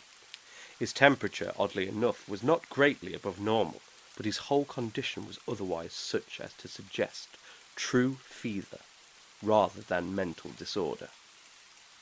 On April 2nd, at about 3 p.m., every trace of Wilcox's malady suddenly ceased. He sat upright in bed, astonished to find himself at home and completely ignorant of what had happened, in dream or reality, since the night of March 22nd. Pronounced well by his physician, he returned to his quarters in 3 days, but to Professor Angel he was of no further assistance. All traces of strange dreaming had vanished with his recovery, and my uncle kept no record of his night thoughts after a week of pointless and irrelevant accounts of thoroughly usual visions. Here the first part of the manuscript ended, but references to certain of the scattered notes gave me much material for thought. So much, in fact, that only the ingrained scepticism then forming my philosophy can account for my continued distrust of the artist. The notes in question were those descriptive of the dreams of various persons, covering the same period as that in which young Wilcox had had his strange visitations. My uncle, it seems, had quickly instituted a prodigiously far-flung body of inquiries amongst nearly all the friends whom he could question without impertinence, asking for nightly reports of their dreams and the dates of any notable visions from some time past. The reception of his request seems to have been varied, but he must at the very least have received more responses than any ordinary man could have handled without a secretary. This original correspondence was not preserved, but his notes formed a thorough and really significant digest. Average people in society and business, New England's traditional salt of the earth, gave an almost completely negative result. Though scattered cases of uneasy but formless nocturnal impressions appear here and there, always between March 23rd and April 2nd, the period of young Wilcox's delirium. Scientific men were little more affected, though 4 cases of vague description suggest fugitive glimpses of strange landscapes, and in one case there is mentioned a dread of something abnormal. It was from the artists and poets that the pertinent answers came, and I know that panic would have broken loose had they been able to compare notes, as it was lacking their original letters. I half suspected the compiler of having asked leading questions, or of having edited the correspondence in corroboration of what he had latently resolved to see. That is why I continue to feel that Wilcox, somehow cognizant of the old data which my uncle had possessed, had been imposing on the veteran scientist. These responses from aesthetes told a disturbing tale. From February 28th to April 2nd, a large proportion of them had dreamed very bizarre things, the intensity of the dreams being immeasurably the stronger during the period of the sculptor's delirium. Over a fourth of those who reported anything reported scenes and half-sounds not unlike those which Wilcox had described, and some of the dreamers confessed acute fear of the gigantic nameless thing visible toward the last. One case, which the note describes with emphasis, was very sad. The subject, a widely known architect with leanings towards theosophy and occultism, went violently insane on the date of young Wilcox's seizure, and expired several months later after incessant screamings to be saved from some escaped denizen of hell. Had my uncle referred to these cases by name instead of merely by number, I should have attempted some corroboration and personal investigation, but as it was, I succeeded in tracing down only a few. All of these, however, bore out the notes in full. I have often wondered if all the objects of the professor's questioning felt as puzzled as did this fraction. It is well that no explanation shall ever reach them. The press cuttings, as I have intimated, touched on cases of panic, mania, and eccentricity during the given period.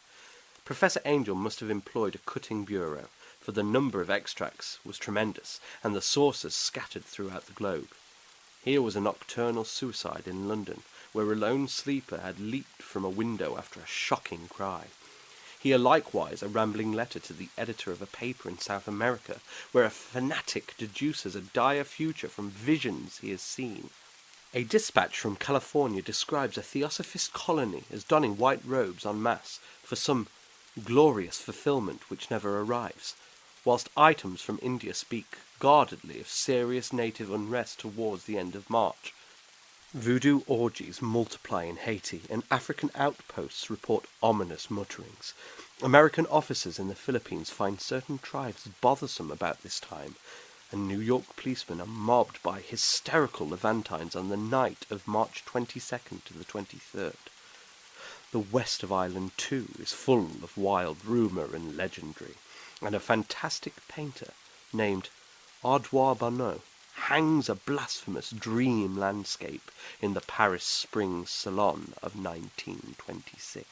And so numerous are the recorded troubles in insane asylums that only a miracle can have stopped the medical fraternity from noting strange parallelisms and drawing mystified conclusions.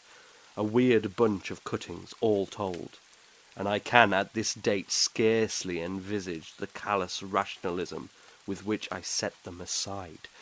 But I was then convinced that young Wilcox had known of the older matters mentioned by the professor. 2. The tale of Inspector Legrasse. The old matters which had made the sculptor's dream and bas-relief so significant to my uncle formed the subject of the second half of his long manuscript. Once before, it appears, Professor Angel had seen the hellish outlines of the nameless monstrosity, puzzled over the unknown hieroglyphics, and heard the ominous syllables which can be rendered only as Cthulhu. And all this in so stirring and horrible a connection that it is small wonder he pursued young Wilcox with queries and demands for data. The earlier experience had come in 1908, 17 years before, when the American Archaeological Society held its annual meeting in St. Louis. Professor Angel, as befitted one of his authority and attainments, had had a prominent part in all the deliberations, and was one of the first to be approached by the several outsiders who took advantage of the convocation to offer questions for correct answering and problems for expert solution. The chief of these outsiders, and in a short time the focus of interest for the entire meeting, was a commonplace-looking, middle-aged man who had travelled all the way from New Orleans for certain special information unobtainable from any local source. His name was John Raymond Legrasse, and he was by profession an inspector of police. With him he bore the subject of his visit, a grotesque, repulsive, and apparently very ancient stone statuette, whose origin he was at a loss to determine. It must not be fancied that Inspector Legrasse had the least interest in archaeology. On the contrary, his wish for enlightenment was prompted by purely professional considerations.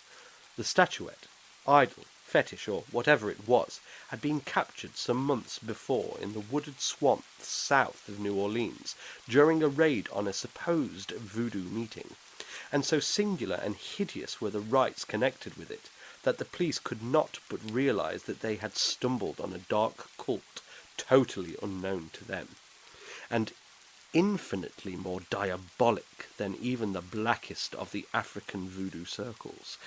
Of its origin, apart from the erratic and unbelievable tales extorted from the captured members, absolutely nothing was to be discovered. Hence the anxiety of the police for any antiquarian lore which might help them to place the frightful symbol, and through it track down the cult to its fountainhead. Inspector Legrasse was scarcely prepared for the sensation which his offering created. One sight of the thing had been enough to throw the assembled men of science into a state of tense excitement, and they lost no time in crowding around him to gaze at the diminutive figure whose utter strangeness and air of genuinely abysmal antiquity hinted so potently at unopened and archaic vistas. No recognized school of sculpture had animated this terrible object, yet centuries and even thousands of years seemed recorded in its dim and greenish surface of unplaceable stone. The figure, which was finally passed slowly from man to man for close and careful study, was between 7 and 8 inches in height, and of exquisitely artistic workmanship. It represented a monster of vaguely anthropoid outline, but with an octopus-like head, whose face was a mass of feelers, a scaly, rubbery-looking body, prodigious claws on hind and forefeet, and long narrow wings behind.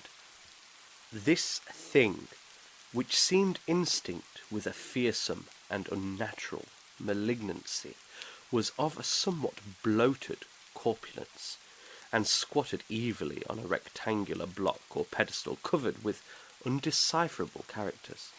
The tips of the wings touched the back edge of the block. The seat occupied the centre, whilst the long curved claws of the doubled-up, crouching hind legs gripped the front edge and extended a quarter of the way down toward the bottom of the pedestal. The cephalopod head was bent forward so that the ends of the facial feelers brushed the backs of huge forepaws, which clasped the croucher's elevated knees. The aspect of the whole was abnormally lifelike, and the more subtly fearful because its source was so totally unknown. Its vast, awesome, and incalculable age was unmistakable. Yet not one link did it show with any known type of art belonging to civilization's youth, or indeed to any other time. Totally separate and apart, its very material was a mystery, for the soapy, greenish-black stone, with its golden or iridescent flecks and striations, resembled nothing familiar to geology or mineralogy. The characters along the base were equally baffling, and no member present, despite a representation of half the world's expert learning in this field, could form the least notion of even their remotest linguistic kinship. They, like the subject and material, belonged to something horribly remote and distinct from mankind as we know it, something frightfully suggestive of old and unhallowed cycles of life, in which our world and our conceptions have no part. And yet, as the members severally shook their heads and confessed defeat at the inspector's problem, there was one man in that gathering who suspected a touch of bizarre familiarity in the monstrous shape and writing, and who presently told with some diffidence of the odd trifle he knew. This person was the late William Channing Webb, professor of anthropology in Princeton University, and an explorer of no slight note. Professor Webb had been engaged, 48 years before, in a tour of Greenland and Iceland in search of some runic inscriptions which he failed to unearth, and whilst high up on the West Greenland coast had encountered a singular tribe or cult of degenerate Eskimo, whose religion, a curious form of devil worship, chilled him with its deliberate bloodthirstiness and repulsiveness. It was a faith of which other Eskimo knew little, and which they mentioned only with shudders, saying that it had come down from horribly ancient aeons before ever the world was made. Besides nameless rites and human sacrifices, there were certain queer hereditary rituals addressed to a supreme elder devil, or Tornasuk, and of this Professor Webb had taken a careful, phonetic copy from an aged Angakok, or wizard priest, expressing the sounds in Roman letters as best he knew how. But just now of prime significance was the fetish which this cult had cherished, and around which they danced when the aurora leaped high over the ice cliffs. It was, the professor stated, a very crude bas-relief of stone, comprising a hideous picture and some cryptic writing, and so far as he could tell it was a rough parallel in all essential features of the bestial thing now lying before the meeting. This data, received with suspense and astonishment by the assembled members, proved doubly exciting to Inspector Legrasse, and he began at once to ply his informant with questions. Having noted and copied an oral ritual among the swamp cult worshippers his men had arrested, he besought the professor to remember as best he might the syllables taken down amongst the diabolist Eskimo. There then followed an exhaustive comparison of details, and a moment of really awed silence when both detective and scientist agreed on the virtual identity of the phrase common to two hellish rituals so many worlds of distance apart. What, in substance, both the Eskimo wizards and the Louisiana swamp priests had chanted to their kindred idols was something very like this, the word divisions being guessed at from traditional breaks in the phrase as chanted aloud. Fenglui Maglornath, Cthulhu Relie, Wagol Nagel Vertagen. Legrasse had one point in advance of Professor Webb, for several among his mongrel prisoners had repeated to him what other celebrants had told them the words meant. This text as given ran something like this. In his house at Rillier, dead Cthulhu waits, dreaming. And now, in response to a general and urgent demand, Inspector Legrasse related as fully as possible his experience with the swamp worshippers, telling a story to which I could see my uncle attached profound significance. It savoured of the wildest dreams of myth-maker and theosophist, and disclosed an astonishing degree of cosmic imagination among such half-castes and pariahs as might be least expected to possess it. On November 1st, 1907, there had come to the New Orleans police a frantic summons from the swamp and lagoon country to the south. The squatters there, mostly primitive but good-natured descendants of Lafitte's men, were in the grip of stark terror from an unknown thing which had stolen upon them in the night. It was voodoo, apparently, but voodoo of a more terrible sort than they had ever known, and some of their women and children had disappeared since the malevolent tom-tom had begun its incessant beating far within the black haunted woods where no dweller ventured. There were insane shouts and harrowing screams, soul-chilling chants and dancing devil flames, and the frightened messenger added, the people could stand it no more.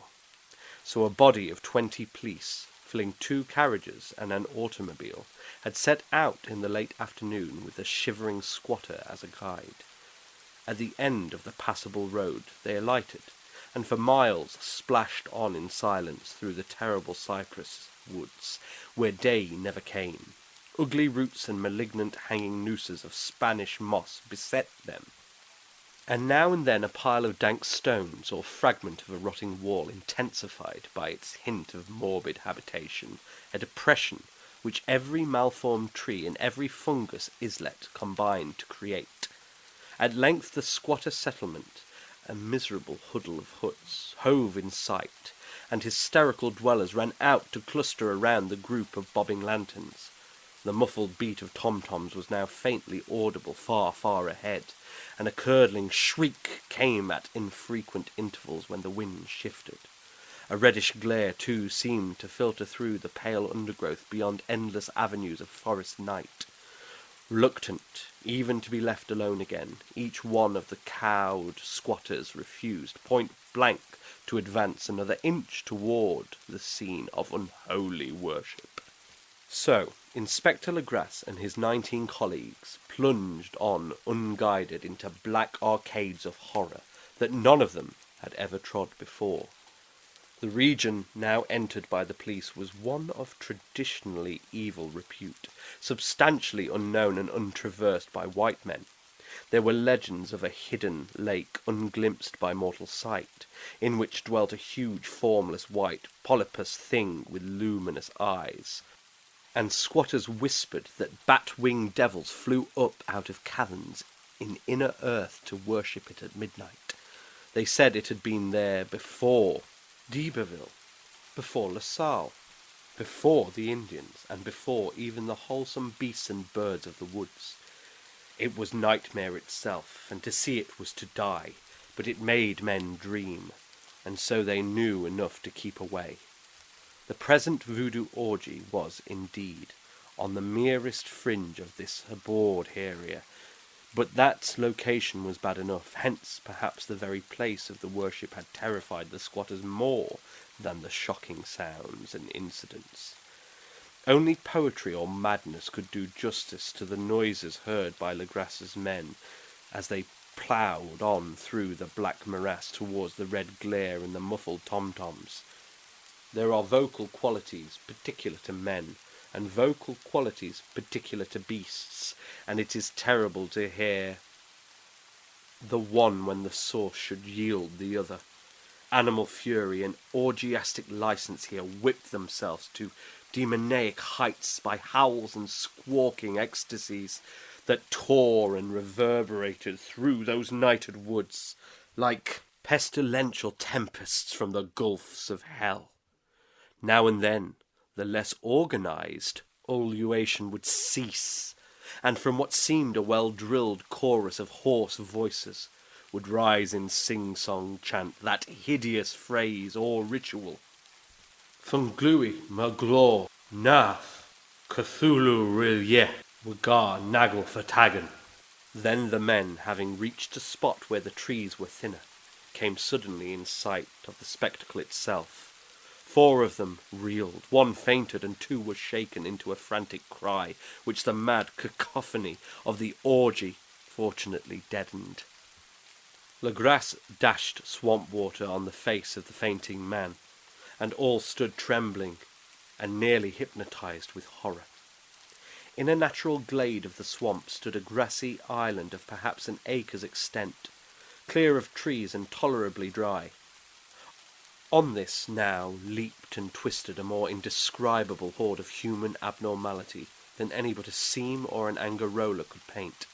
Void of clothing, this hybrid spawn were braying, bellowing and writhing about a monstrous ring-shaped bonfire, in the centre of which, revealed by occasional rifts in the curtain of flame, stood a great granite monolith, some 8 feet in height, on top of which, incongruous with its diminutiveness, rested the noxious carven statuette.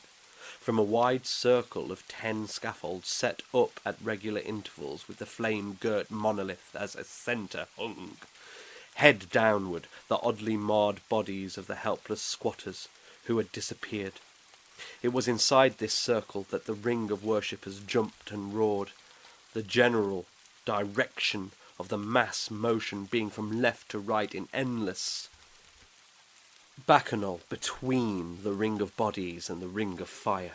It may have only been imagination, and it may have been only echoes which induced one of the men, an excitable Spaniard, to fancy he heard antiphonal responses to the ritual from some far and unillumined spot deeper within the wood of ancient legendary and horror. This man, Joseph D. Galvez, I later met and questioned, and he proved distractingly imaginative. He indeed went so far as to hint of the faint beating of great wings, and of a glimpse of shining eyes and a mountainous white bulk beyond the remotest trees, but I suppose he had been hearing too much native superstition. Actually, the horrified pause of the men was of comparatively brief duration. Duty came first, and although there must have been nearly 100 mongrel celebrants in the throng, the police relied on their firearms and plunged determinedly into the nauseous rout. For 5 minutes the resultant din and chaos were beyond description. Wild blows were struck, shots were fired, and escapes were made, but in the end Legrasse was able to count some 47 sullen prisoners, whom he forced to dress in haste and fall into line between 2 rows of policemen. 5 of the worshippers lay dead, and 2 severely wounded ones were carried away on improvised stretchers by their fellow prisoners.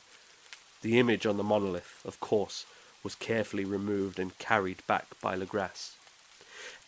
Examined at headquarters, after a trip of intense strain and weariness, the prisoners all proved to be men of very low, mixed-blooded and mentally aberrant type. Most were seamen, and a sprinkling of Negroes and mulattoes, largely West Indians, or Brava Portuguese, from the Cape Verde Islands, gave a colouring of voodooism to the heterogeneous cult. But before many questions were asked, it became manifest that something far deeper and older than Negro fetishism was involved.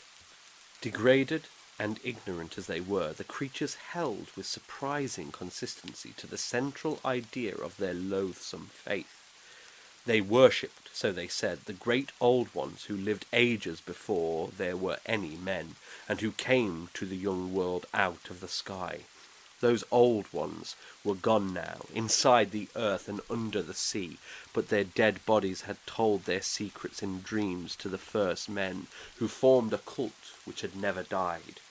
This was that cult, and the prisoners said it had always existed and always would exist, hidden in distant wastes and dark places all over the world, until the time when the great priest Cthulhu, from his dark house in the mighty city of Rillier, under the waters, should rise and bring the earth again beneath his sway.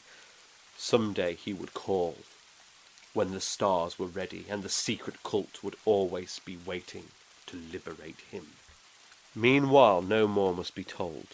There was a secret which even torture could not extract. Mankind was not absolutely alone among the conscious things of earth, for shapes came out of the dark to visit the faithful few. But these were not the great old ones. No man had ever seen the old ones. The carven idol was great Cthulhu, but none might say whether or not the others were precisely like him. No one could read the old writing now, but things were told by word of mouth. The chanted ritual was not the secret. That was never spoken aloud, only whispered. The chant meant only this: in his house at Rilye, dead Cthulhu waits dreaming.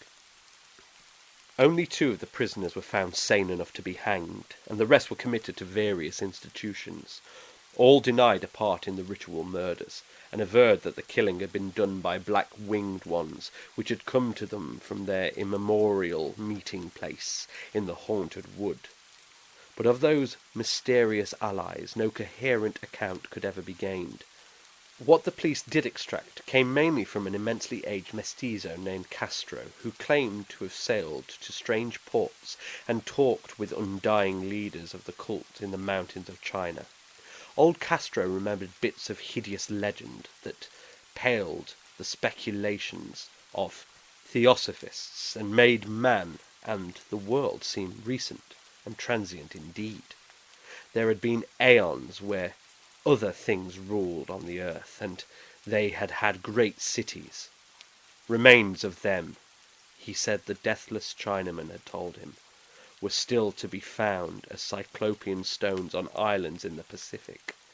They all died vast epochs of time before men came, but there were arts which could revive them when the stars had come round again to the right positions in the cycle of eternity. They had, indeed, come themselves from the stars and brought their images with them. These great old ones, Castro continued, were not composed altogether of flesh and blood. They had shape, for did not this star-fashioned image prove it? But that shape was not made of matter. When the stars were right, they could plunge from world to world through the sky, but when the stars were wrong, they could not live. But although they no longer lived, they would never really die.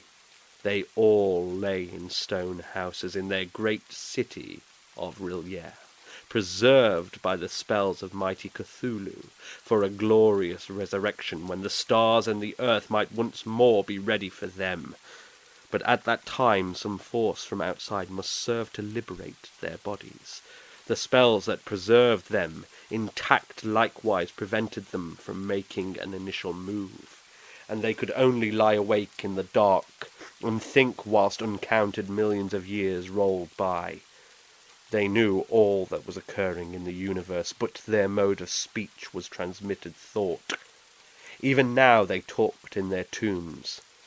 When, after infinities of chaos, the first men came, the great old ones spoke to the sensitive among them by moulding their dreams, for only thus could their language reach the fleshly minds of mammals. Then, whispered Castro, those first men formed the cult around small idols, which the great ones showed them. Idols brought in dim eras from dark stars. That cult would never die till the stars came right again, and the secret priests would take great Cthulhu from his tomb to revive his subjects and resume his rule of earth. The time would be easy to know, for then mankind would have become as the great old ones, free and wild and beyond good and evil, with laws and morals thrown aside and all men shouting and killing and revelling in joy. Then the liberated old ones would teach them new ways to shout and kill and revel and enjoy themselves, and all the earth would flame with a holocaust of ecstasy and freedom. Meanwhile, the cult, by appropriate rites, must keep alive the memory of those ancient ways and shadow forth the prophecy of their return. In the elder time, chosen men had talked with the entombed old ones in dreams, but then something had happened.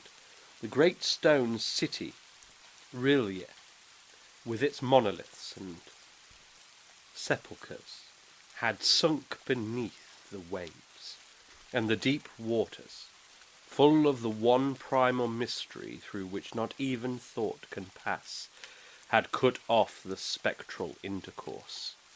But memory never died, and high priests said that the city would rise again when the stars were right. Then came out of the earth the black spirits of earth, mouldy and shadowy and full of dim rumours picked up in caverns beneath forgotten sea bottoms. But of them old Castro dared not speak much. He cut himself off hurriedly, and no amount of persuasion or subtlety could elicit more in this direction. The size of the old ones, too, he curiously declined to mention.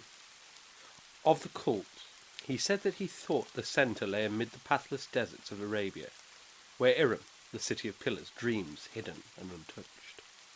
It was not allied to the European witch cult, and was virtually unknown beyond its members. No book had ever really hinted of it, though the deathless Chinaman said that there were double meanings in the Necronomicon of the mad Arab Abdul al-Zared, which the initiated might read as they chose, especially the much-discussed couplet. That is not dead which can eternal lie, and with strange aeons even death may die. Legras, deeply impressed and not a little bewildered, had inquired in vain concerning the historic affiliations of the cult. Castro apparently had told the truth when he said that it was wholly secret. The authorities at Tulane University could shed no light upon either cult or image, and now the detective had come to the highest authorities in the country and met with no more than the Greenland tale of Professor Webb. The feverish interest aroused at the meeting by Legras's tale, corroborated as it was by the statuette, is echoed in the subsequent correspondence of those who attended, although scant mention occurs in the formal publications of the Society. Caution is the first care of those accustomed to face occasional charlatanry and imposture. Legras for some time lent the image to Professor Webb, but at the latter's death it was returned to him, and remains in his possession, where I viewed it not long ago. It is a truly terrible thing, and unmistakably akin to the dream sculpture of young Wilcox. That my uncle was excited by the tale of the sculptor, I did not wonder, for what thoughts must arise upon hearing, after a knowledge of what Legras had learned of the cult, of a sensitive young man who had dreamed not only the figure and exact hieroglyphics of the swamp-found image and the Greenland devil tablet, but had come, in his dreams, upon at least 3 of the precise words of the formula uttered alike by Eskimo diabolists and mongrel Louisianans. Professor Angel's instant start on an investigation of the utmost thoroughness was eminently natural, though privately I suspected young Wilcox of having heard of the cult in some indirect way, and of having invented a series of dreams to heighten and continue the mystery at my uncle's expense. The dream narratives and cuttings collected by the professor were, of course, strong corroboration, but the rationalism of my mind and the extravagance of the whole subject led me to adopt what I thought the most sensible conclusions. So, after thoroughly studying the manuscript again and correlating the theosophical and anthropological notes with the cult narrative of Legras, I made a trip to Providence to see the sculptor and give him the rebuke I thought proper for so boldly imposing upon a learned and aged man. Wilcox still lived alone in the Fleur-de-Lis building, in Thomas Street, a hideous Victorian imitation of 17th century Breton architecture, which flaunts its stuccoed front amidst the lovely colonial houses on the ancient hill, and under the very shadow of the finest Georgian steeple in America. I found him at work in his rooms, and at once conceded from the specimens scattered about that his genius is indeed profound and authentic. He will, I believe, sometime be heard from as one of the great decadents. For he has crystallized in clay, and will one day mirror in marble those nightmares and fantasies which Arthur Machen evokes in prose, and Clark Ashton Smith makes visible in verse and in painting. Dark, frail, and somewhat unkempt in aspect, he turned languidly at my knock and asked me my business without rising. When I told him who I was, he displayed some interest, for my uncle had excited his curiosity in probing his strange dreams, yet had never explained the reason for the study. I did not enlarge his knowledge in this regard, but sought with some subtlety to draw him out. In a short time I became convinced of his absolute sincerity, for he spoke of the dreams in a manner none could mistake. They and their subconscious residuum had influenced his art profoundly, and he showed me a morbid statue whose contours almost made me shake with the potency of its black suggestion. He could not recall having seen the original of this thing except in his own dream bas-relief, but the outlines had formed themselves insensibly under his hands. It was, no doubt, the giant shape he had raved of in delirium. That he really knew nothing of the hidden cult, save from what my uncle's relentless catechism had let fall, he soon made clear, and again I strove to think of some way in which he could possibly have received the weird impressions. He talked of his dreams in a strangely poetic fashion, making me see with terrible vividness the damp cyclopean city of slimy green stone, whose geometry, he oddly said, was all wrong, and hear with frightened expectancy the ceaseless, half-mental calling from underground. Cthulhu for Dagon, Cthulhu for Dagon. These words had formed part of that dread ritual which told of dead Cthulhu's dream vigil in his stone vault at Rillier, and I felt deeply moved despite my rational beliefs. Wilcox, I was sure, had heard of the cult in some casual way, and had soon forgotten it amidst the mass of his equally weird reading and imagining. Later, by virtue of its sheer impressiveness, it had found subconscious expression in dreams, in the bas-relief, and in the terrible statue I now beheld, so that his imposture upon my uncle had been a very innocent one. The youth was of a type, at once slightly affected and slightly ill-mannered, which I could never like, but I was willing enough now to admit both his genius and his honesty. I took leave of him amicably, and wish him all the success his talent promises. The matter of the cult still remained to fascinate me, and at times I had visions of personal fame from researches into its origin and connections. I visited New Orleans, talked with Legras and others of that old-time raiding party, saw the frightful image, and even questioned such of the mongrel prisoners as still survived. Old Castro, unfortunately, had been dead for some years. What I now heard so graphically at first hand, though it was really no more than a detailed confirmation of what my uncle had written, excited me afresh, for I felt sure that I was on the track of a very real, very secret, and very ancient religion, whose discovery would make me an anthropologist of note. My attitude was still one of absolute materialism, as I wish it still were, and I discounted with almost inexplicable perversity the coincidence of the dream notes and odd cuttings collected by Professor Angel. One thing I began to suspect, and which I now fear I know, is that my uncle's death was far from natural. He fell on a narrow hill street leading up from an ancient waterfront swarming with foreign mongrels, after a careless push from a Negro sailor. I did not forget the mixed blood and marine pursuits of the cult members in Louisiana, and would not be surprised to learn of secret methods and poison needles as ruthless and as anciently known as the cryptic rites and beliefs. Legras and his men, it is true, have been let alone, but in Norway a certain seaman who saw things is dead. Might not the deeper inquiries of my uncle after encountering the sculptor's data have come to sinister ears?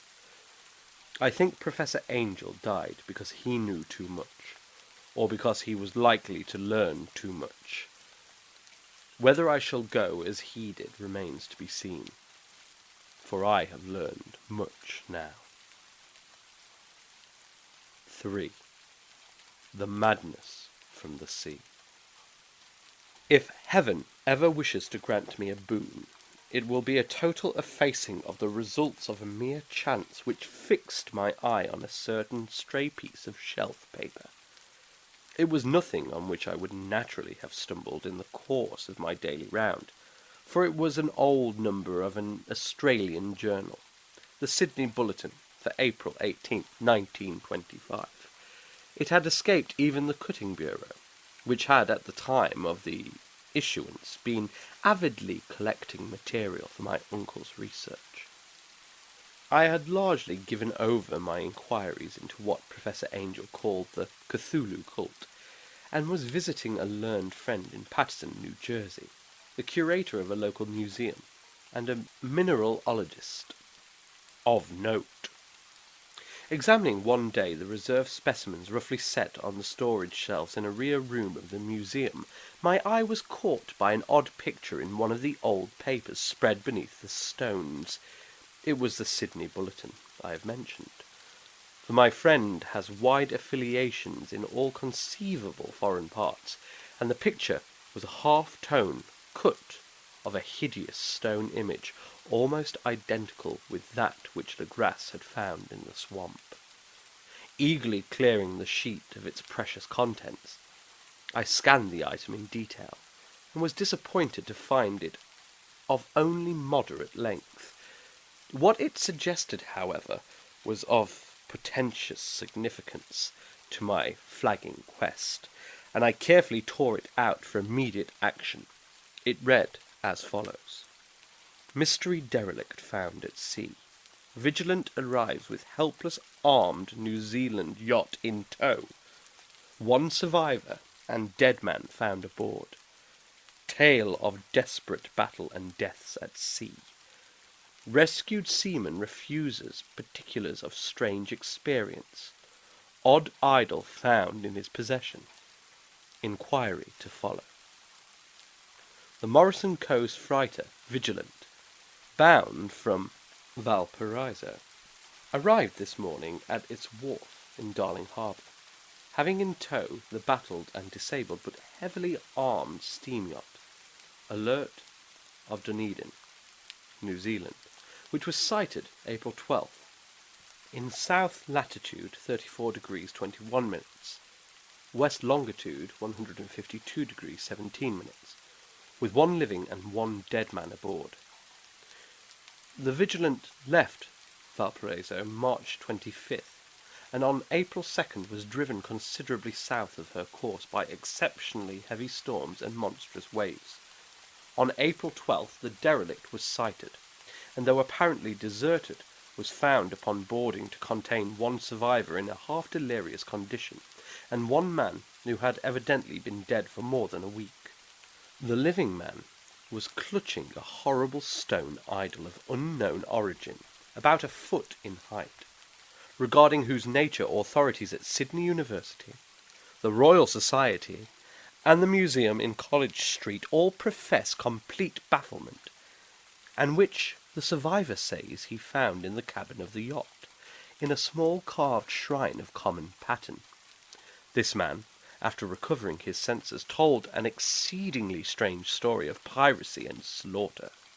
He is Gustaf Johansen, a Norwegian of some intelligence, and had been second mate of the two-masted schooner Emma of Auckland, which sailed for Kiel, February 20th, with a complement of 11 men. The Emma, he says, was delayed and thrown wildly south of her course by the great storm of March 1st.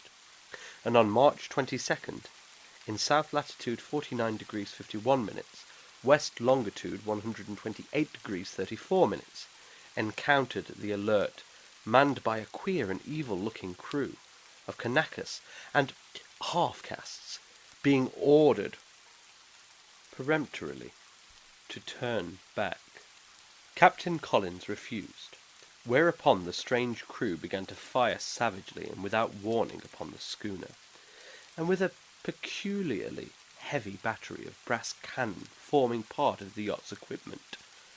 The Emma's men showed fight, says the survivor, and though the schooner began to sink from shots beneath the waterline, they managed to heave alongside their enemy and board her, grappling with the savage crew on the yacht's deck, and being forced to kill them all, the number being slightly superior, because of their particularly abhorrent and desperate, though rather clumsy mode of fighting.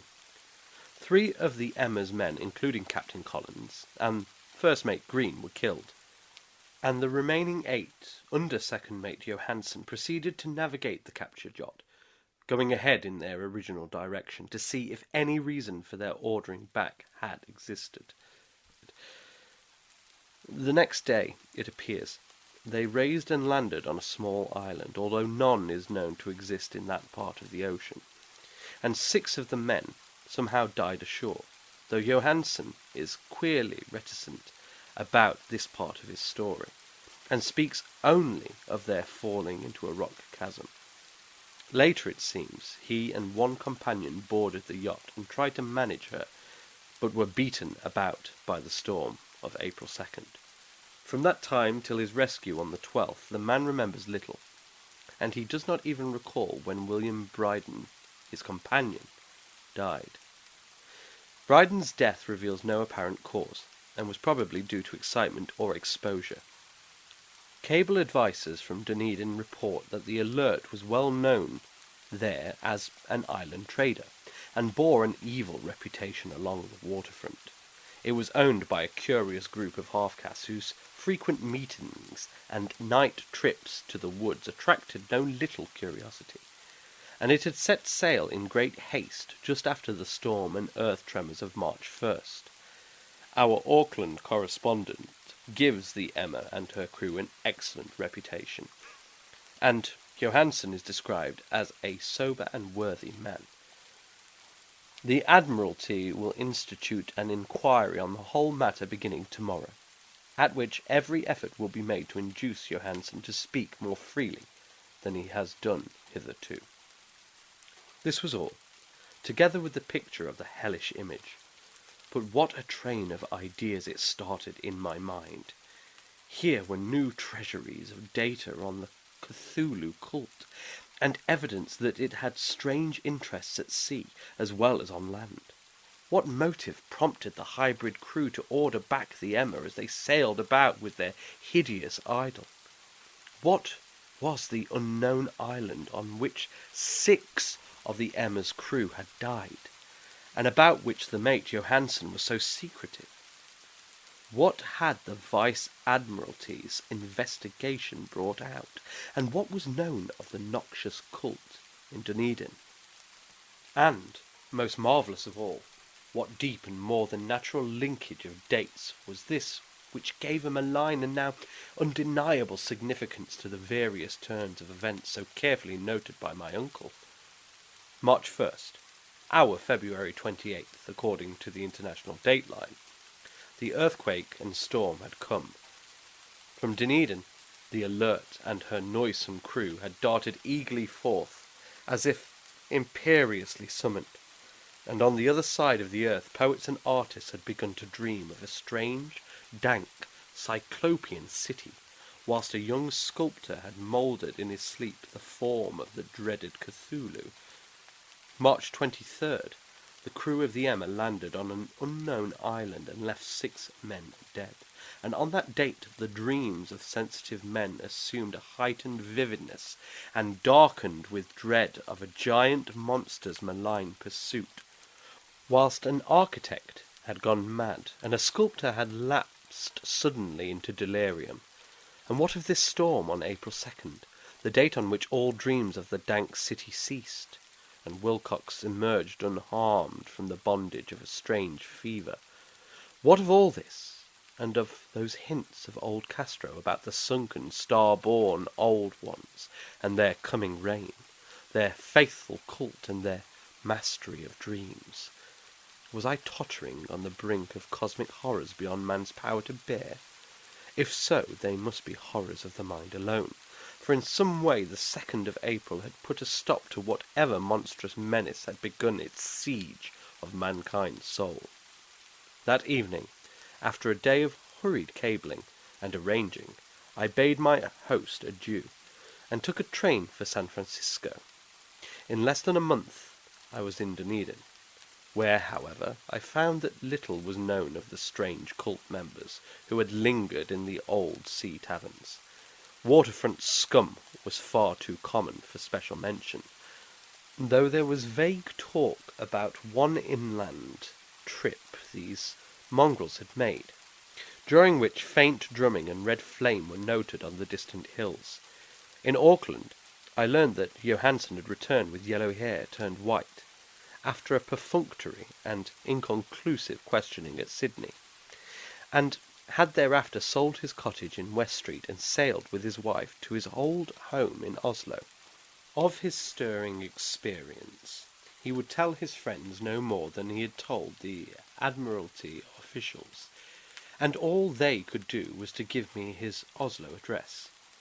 After that I went to Sydney and talked profitlessly with seamen and members of the Vice Admiralty Court. I saw the Alert, now sold and in commercial use, at Circular Quay in Sydney Cove, but gained nothing from its non-committal bulk.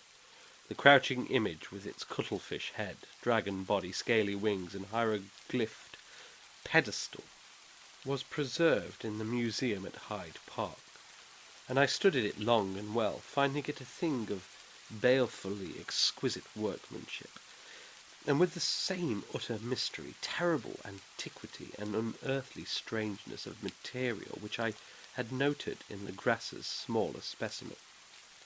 Geologists, the curator had told me, found it a monstrous puzzle, for they vowed that the world held no rock like it. Then I thought with a shudder of what old Castro had told Legrasse about the primal great ones. They had come from the stars and had brought their images with them. Shaken with such a mental revolution as I had never before known, I was now resolved to visit mate Johansen in Oslo. Sailing for London, I re-embarked at once for the Norwegian capital, and one autumn day landed at the trim wharves in the shadow of the Edgeburg. Johansen's address, I discovered, lay in the old town of King Harold, Hardrada, which kept alive the name of Oslo during the centuries that the greatest city masqueraded as Christiania. I made the brief trip by taxicab and knocked with palpitant heart at the door of a neat and ancient building with plastered front. A sad-faced woman in black answered my summons, and I was stung with disappointment when she told me in halting English that Gustav Johansen was no more. He had not survived his return, said his wife, for the doings at sea in 1925 had broken him. He had told her no more than he had told the public, but had left a long manuscript of technical matters, as he said, written in English, evidently in order to safeguard her from the peril of casual perusal. During a walk through a narrow lane near the Gothenburg dock, a bundle of papers falling from an attic window had knocked him down. Two Lascar sailors at once helped him to his feet, but before the ambulance could reach him, he was dead. Physicians found no adequate cause for the end, and laid it to heart trouble and a weakened constitution. I now felt gnawing at my vitals that dark terror which will never leave me till I, too, am at rest.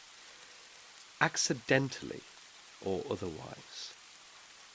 Persuading the widow that my connection with her husband's technical matters was sufficient to entitle me to his manuscript, I bore the document away and began to read it on the London boat. It was a simple rambling thing, a naive sailor's effort at a post facto diary, and strove to recall day by day the last awful voyage. I cannot attempt to transcribe it verbatim in all its cloudiness and redundance, but I will tell its gist enough to show why the sound of the water against the vessel's sides became so unendurable to me that I stopped my ears with cotton. Johansen, thank God, did not know quite all, even though he saw the city and the thing. But I shall never sleep calmly again when I think of the horrors that lurk ceaselessly behind life in time and in space, and of those unhallowed blasphemies from elder stars which dream beneath the sea, known and favoured by a nightmare cult ready and eager to loose them on the world whenever another earthquake shall heave their monstrous stone city again to the sun and air. Johansen's voyage had begun just as he told it to the Vice-Admiralty. The Emma, in ballast, had cleared Auckland on February 20th, and had felt the full force of that earthquake-born tempest, which must have heaved up from the sea bottom the horrors that filled men's dreams. Once more under control, the ship was making good progress, when hurled up by the Alert on March 22nd, and I could feel the mate's regret as he wrote of her bombardment and sinking. Of the swarthy cult fiends on the Alert he speaks with significant horror. There was some peculiarly abominable quality about them which made their destruction seem almost a duty, and Johansen shows ingenious wonder at the charge of ruthlessness brought against his party during the proceedings of their court of inquiry.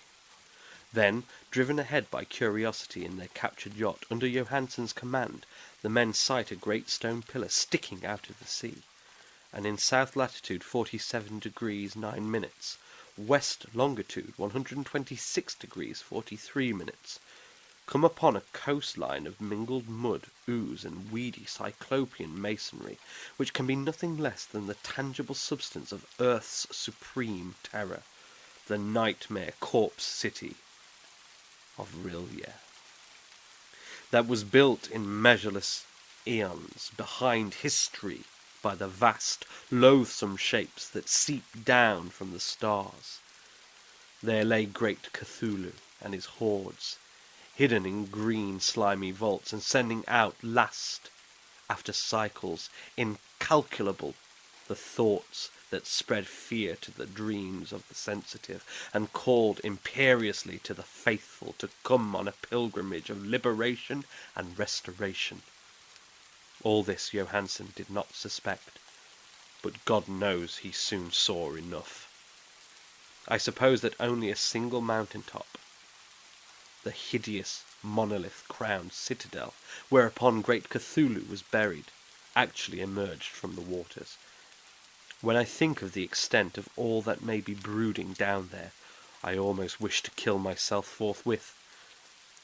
Johansen and his men were awed by the cosmic majesty of this dripping Babylon of elder demons, and must have guessed without guidance that it was nothing of this or of any sane planet.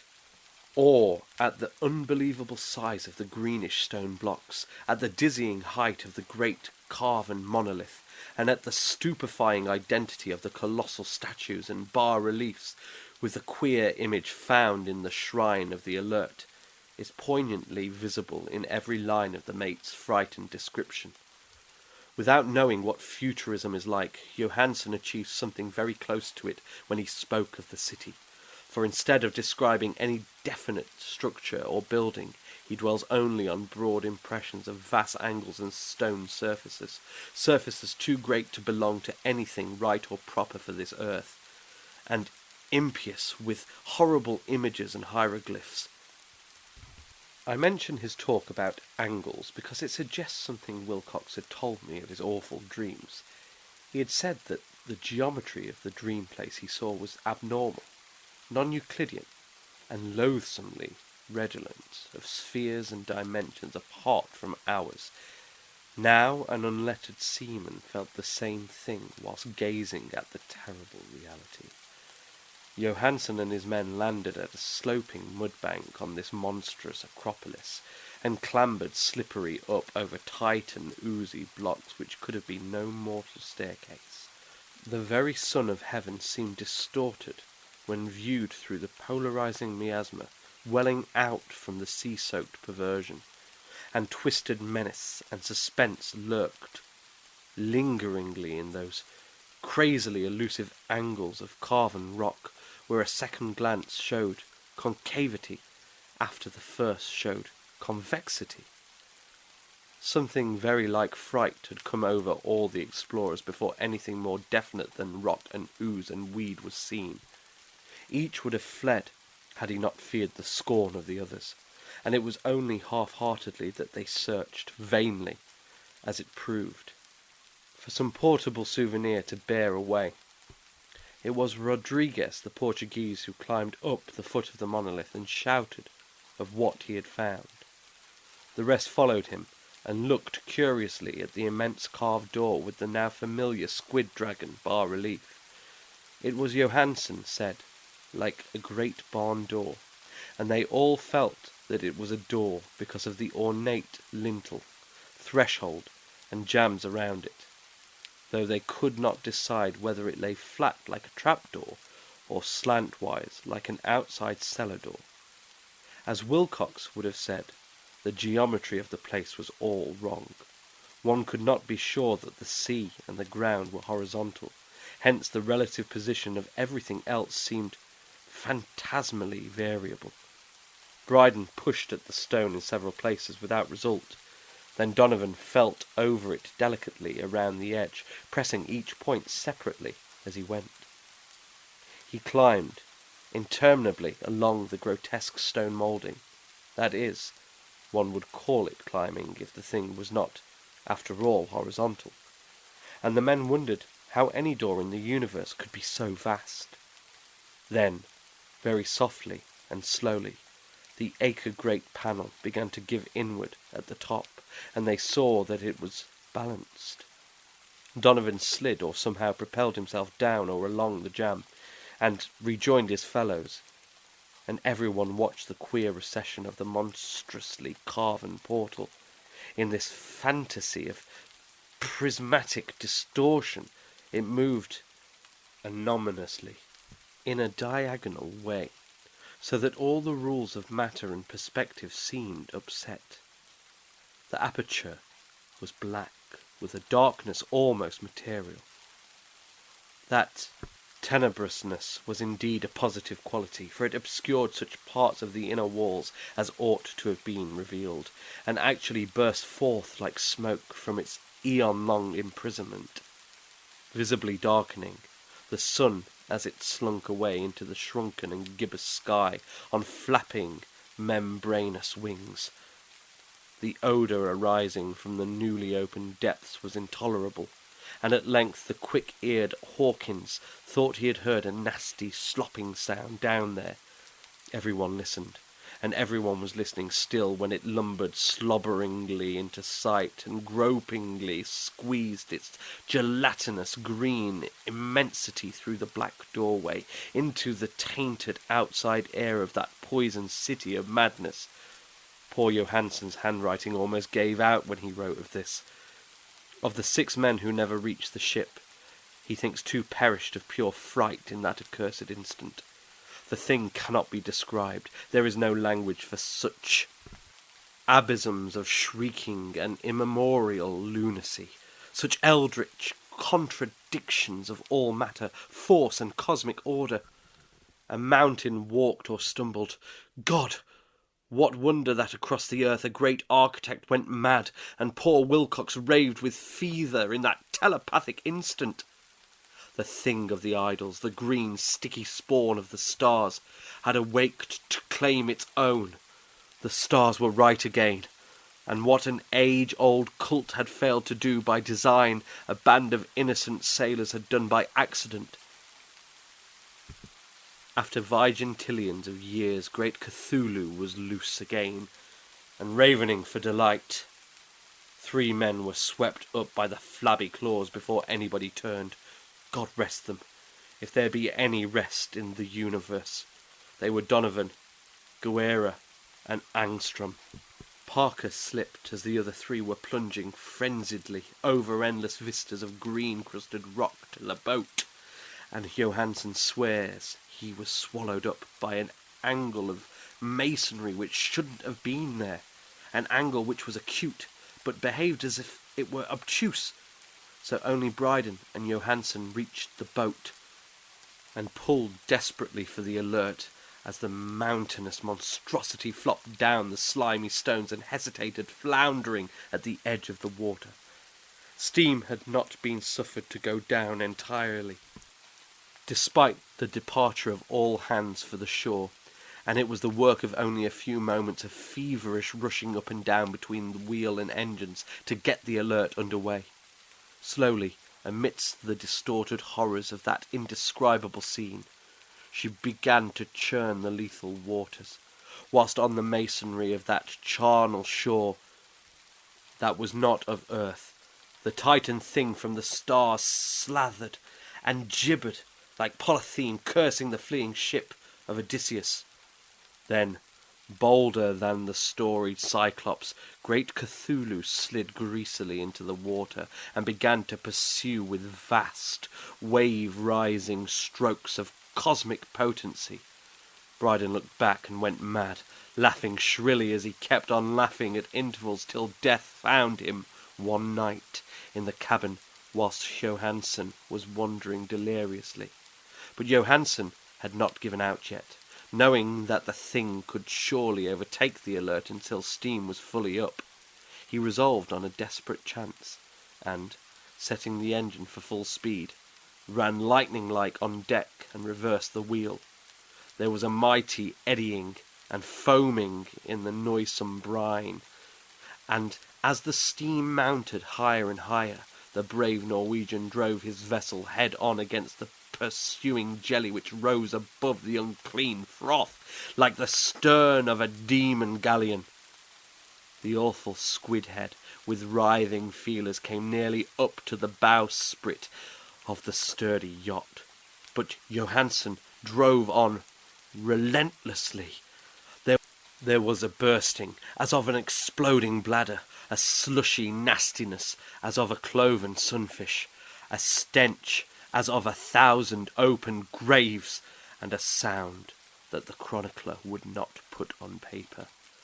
For an instant the ship was befouled by an acrid and blinding green cloud, and then there was only a venomous seething astern, where, God in heaven, the scattered plasticity of that nameless sky-spawn was nebulously recombining in its hateful original form, while its distance widened every second as the Alert gained impetus from its mounting steam. That was all. After that, Johansson only brooded over the idol in the cabin, and attended to a few matters of food for himself and the laughing maniac by his side. He did not try to navigate after the first bold flight, for the reaction had taken something out of his soul. Then came the storm of April 2nd, and a gathering of the clouds about his consciousness. There is a sense of spectral whirling through liquid gulfs of infinity, of dizzying rides through reeling universes on a comet's tail, and of hysterical plunges from the pit to the moon, and from the moon back again to the pit, all livened by a cachinnating chorus of the distorted, hilarious elder gods, and the green, bat-winged mocking imps of Tartarus.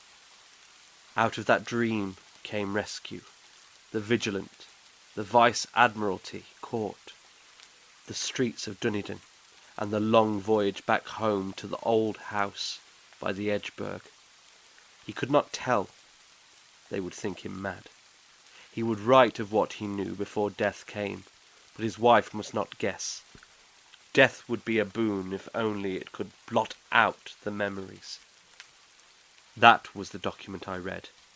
and now I have placed it in the tin box beside the bas-relief and the papers of Professor Angel. With it shall go this record of mine, this test of my own sanity, wherein is pieced together that which I hope may never be pieced together again.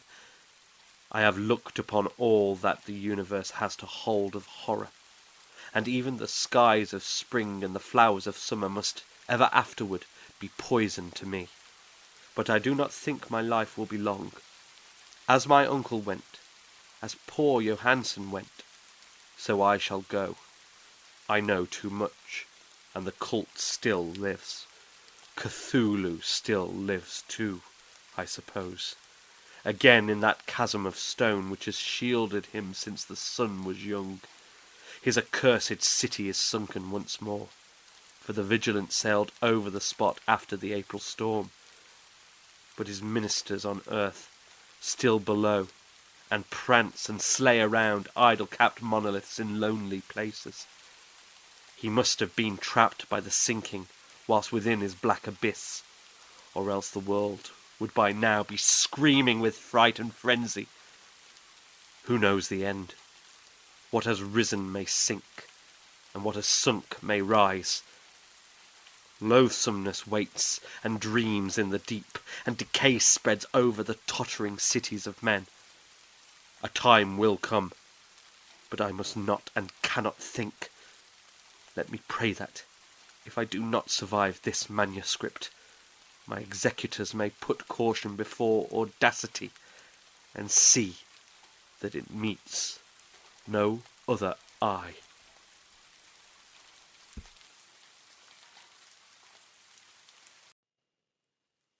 The music of Erich Zann. I have examined maps of the city with the greatest care, yet have never again found the Rue d'Orsay. These maps have not been modern maps alone, for I know that names change.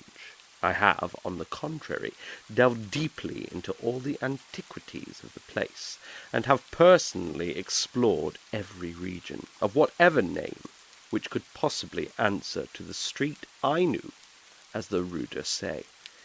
But despite all I have done, it remains a humiliating fact that I cannot find the house, the street, or even the locality where, during the last months of my impoverished life as a student of metaphysics at the university, I heard the music of Erich Zann.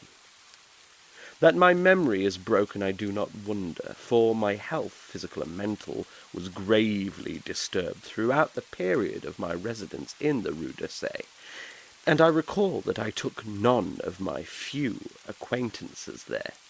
But that I cannot find the place again is both singular and perplexing, for it was within half an hour's walk of the university, and was distinguished by peculiarities which could hardly be forgotten by anyone who had been there.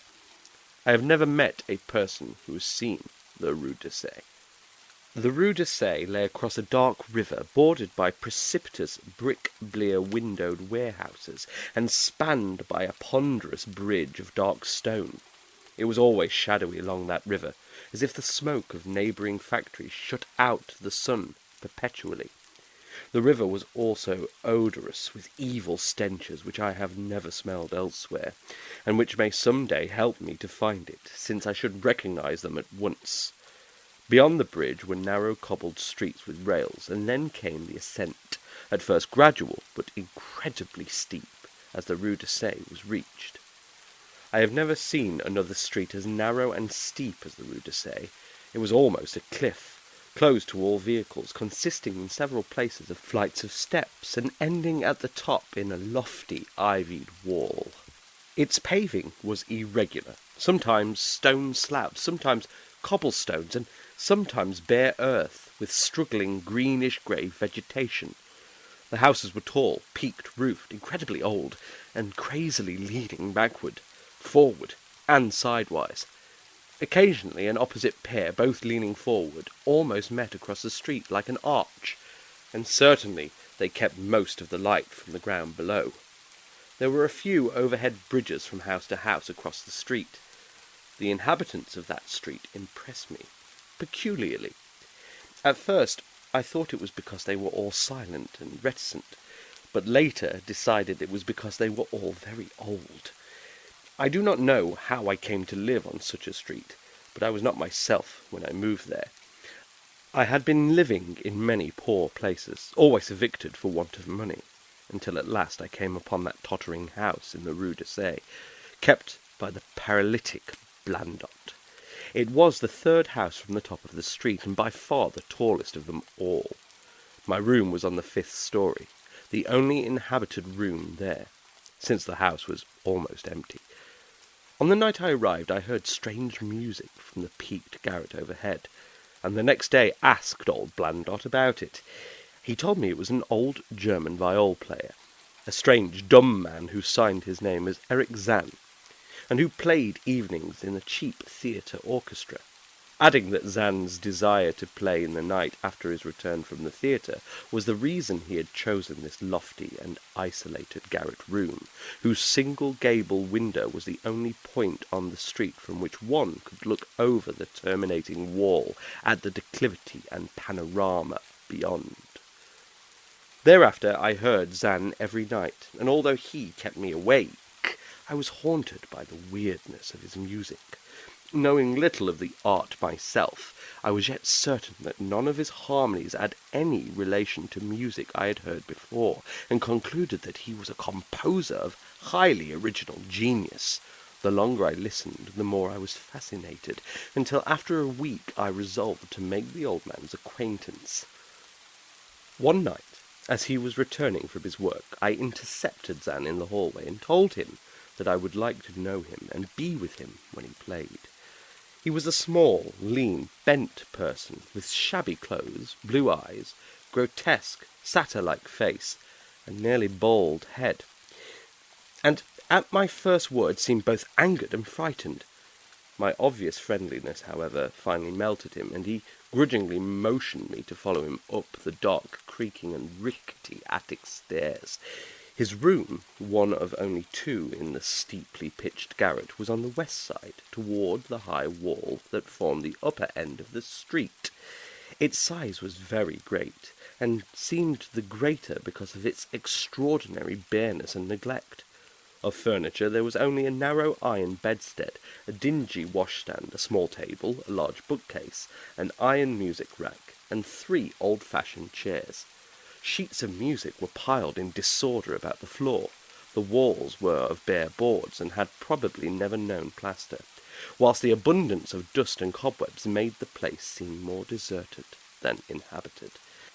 Evidently, Erich Zann's world of beauty lay in some far cosmos of the imagination. Motioning me to sit down, the dumb man closed the door, turned the large wooden bolt, and lighted a candle to augment the one he had brought with him. He now removed his viol from its moth-eaten covering, and taking it, seated himself in the least uncomfortable of the chairs. He did not employ the music rack, but offering no choice and playing from memory, enchanted me for over an hour with strains I had never heard before. Strains which must have been of his own devising. To describe their exact nature is impossible for one unversed in music. They were a kind of fugue with recurrent passages of the most captivating quality, but to me were notable for the absence of any of the weird notes I had overheard from my room below on other occasions. Those haunting notes I had remembered, and had often hummed and whistled inaccurately to myself. So when the player at length laid down his bow, I asked him if he would render some of them.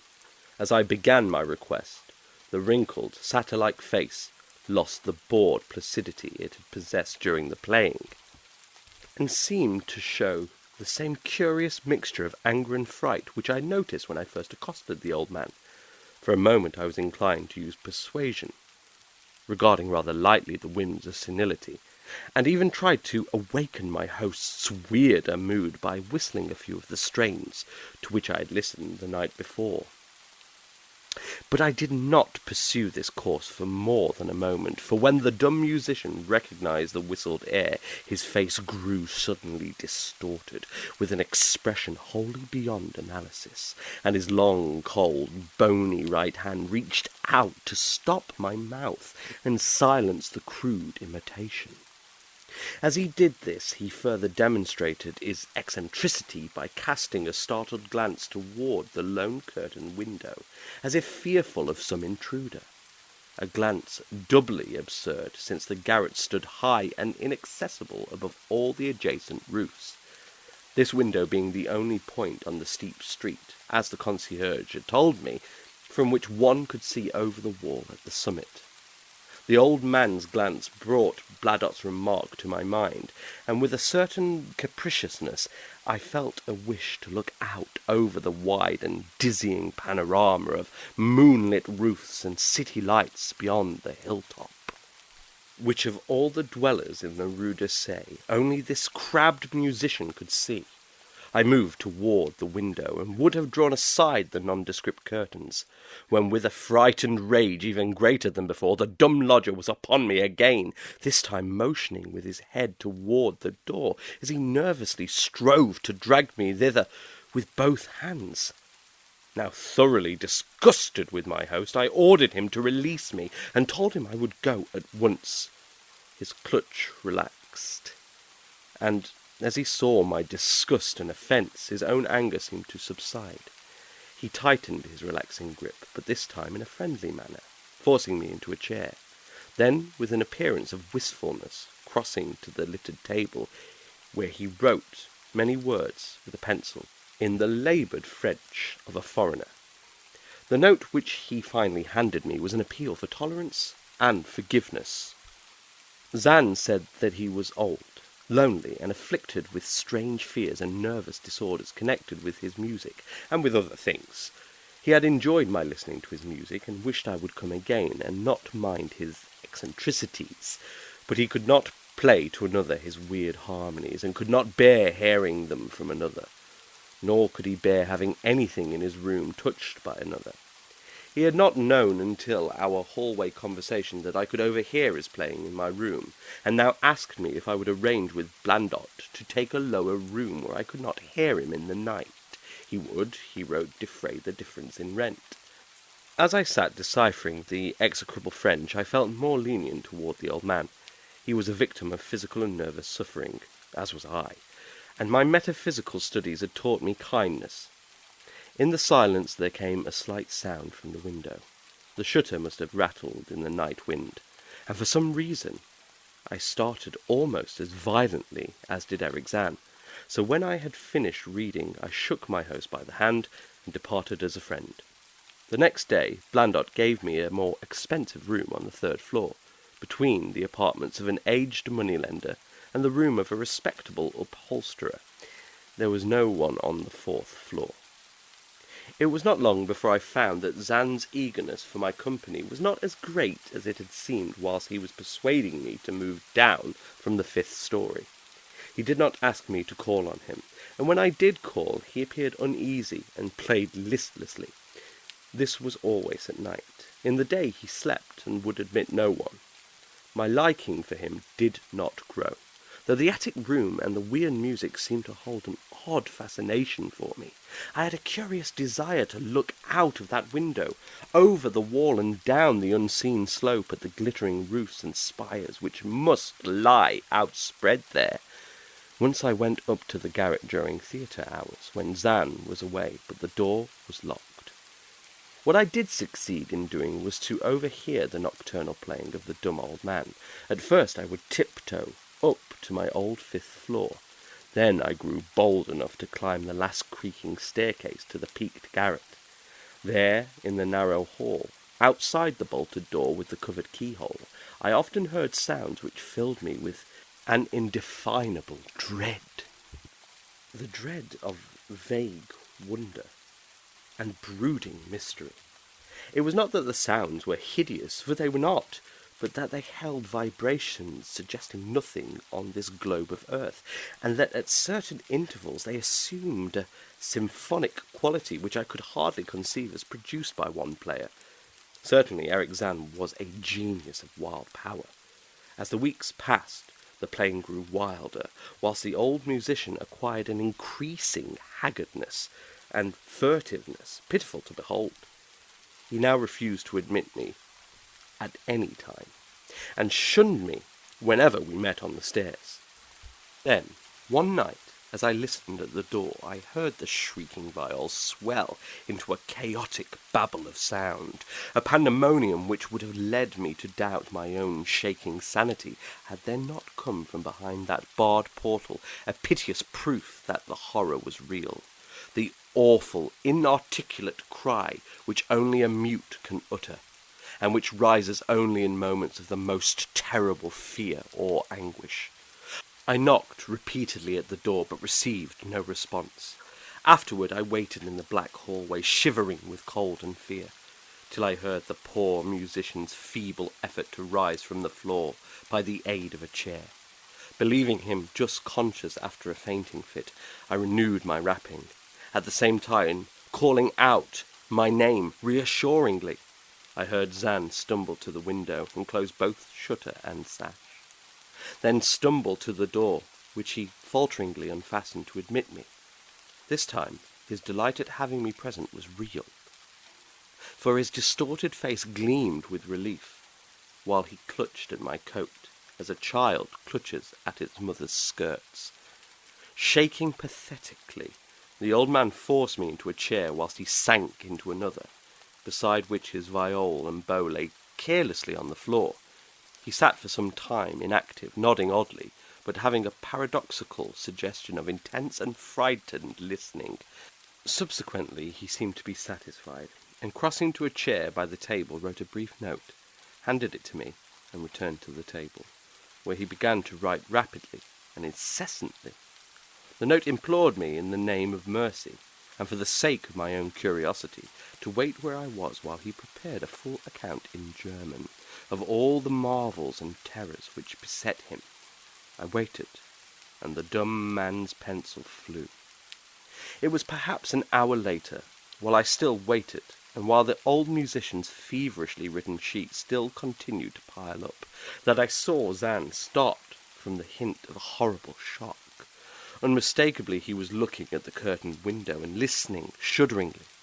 Then I half fancied I heard a sound myself, though it was not a horrible sound, but rather an exquisitely low and infinitely distant musical note, suggesting a player in one of the neighbouring houses, or in some abode beyond the lofty wall over which I had never been able to look. Upon Zann the effect was terrible, for dropping his pencil, suddenly he rose, seized his viol, and commenced to rend the night with the wildest playing I had ever heard from his bow, save when listening at the barred door. It would be useless to describe the playing of Erich Zann on that dreadful night. It was more horrible than anything I had ever overheard, because I could now see the expression of his face, and could realize that this time the motive was stark fear. He was trying to make a noise, to ward something off or drown something out. What, I could not imagine, awesome though I felt it must be. The playing grew fantastic, delirious, and hysterical, yet kept to the last the qualities of supreme genius which I knew this strange old man possessed. I recognized the air. It was a wild Hungarian dance popular in the theatres, and I reflected for a moment that this was the first time I had ever heard Zann play the work of another composer. Louder and louder, wilder and wilder mounted the shrieking and whining of that desperate viol. The player was dripping with an uncanny perspiration and twisted like a monkey, always looking frantically at the curtained window. In his frenzied strains I could almost see shadowy satyrs and bacchanals dancing and whirling insanely through seething abysses of clouds and smoke and lightning. And then I thought I heard a shriller, steadier note that was not from the viol, a calm, deliberate, purposeful, mocking note from far away in the west. At this juncture The shutter began to rattle in a howling night wind, which had sprung up outside as if in answer to the mad playing within. Zann's screaming viol now outdid itself, emitting sounds I had never thought a viol could emit. The shutter rattled more loudly, unfastened, and commenced slamming against the window. Then the glass broke shiveringly under the persistent impacts, and the chill wind rushed in, making the candles sputter and rustling the sheets of paper on the table where Zann had begun to write out his horrible secret. I looked at Zann and saw that he was past conscious observation. His blue eyes were bulging, glassy and sightless, and the frantic playing had become a blind, mechanical, unrecognizable orgy that no pen could even suggest. A sudden gust, stronger than the others, caught up the manuscript and bore it toward the window. I followed the flying sheets in desperation, but they were gone before I reached the demolished panes. Then I remembered my old wish to gaze from this window, the only window in the Rue de Sey from which one might see the slope beyond the wall and the city outspread beneath. It was very dark, but the city's lights always burned, and I expected to see them there amidst the rain and wind. Yet when I looked from that highest of all gable windows, looked while the candles sputtered and the insane viol howled with the night wind, I saw no city spread below, and no friendly lights gleaming from remembered streets, but only the blackness of space, illimitable, unimagined space, alive with motion and music, and having no semblance to anything on earth. And as I stood there looking in terror, the wind blew out both the candles in that ancient peaked garret, leaving me in savage and impenetrable darkness, with chaos and pandemonium before me, and the demon madness of that night baying viol behind me. I staggered back in the dark, without the means of striking a light, crashing against the table, overturning a chair, and finally groping my way to the place where the blackness screamed with shocking music. To save myself and Erich Zann I could at least try, whatever the powers opposed to me. Once I thought some chill thing brushed me, and I screamed, but my scream could not be heard above that hideous viol. Suddenly, out of the blackness, the madly soaring bow struck me, and I knew I was close to the player. I felt ahead, touched the back of Zann's chair, and then found and shook his shoulder in an effort to bring him to his senses. He did not respond, and still the viol shrieked on without slackening. I moved my hand to his head, whose mechanical nodding I was able to stop, and shouted in his ear that we must both flee from the unknown things of the night. But he neither answered me nor abated the frenzy of his unutterable music, while all through the garret strange currents of wind seemed to dance in the darkness and babble. When my hand touched his ear, I shuddered, though I knew not why,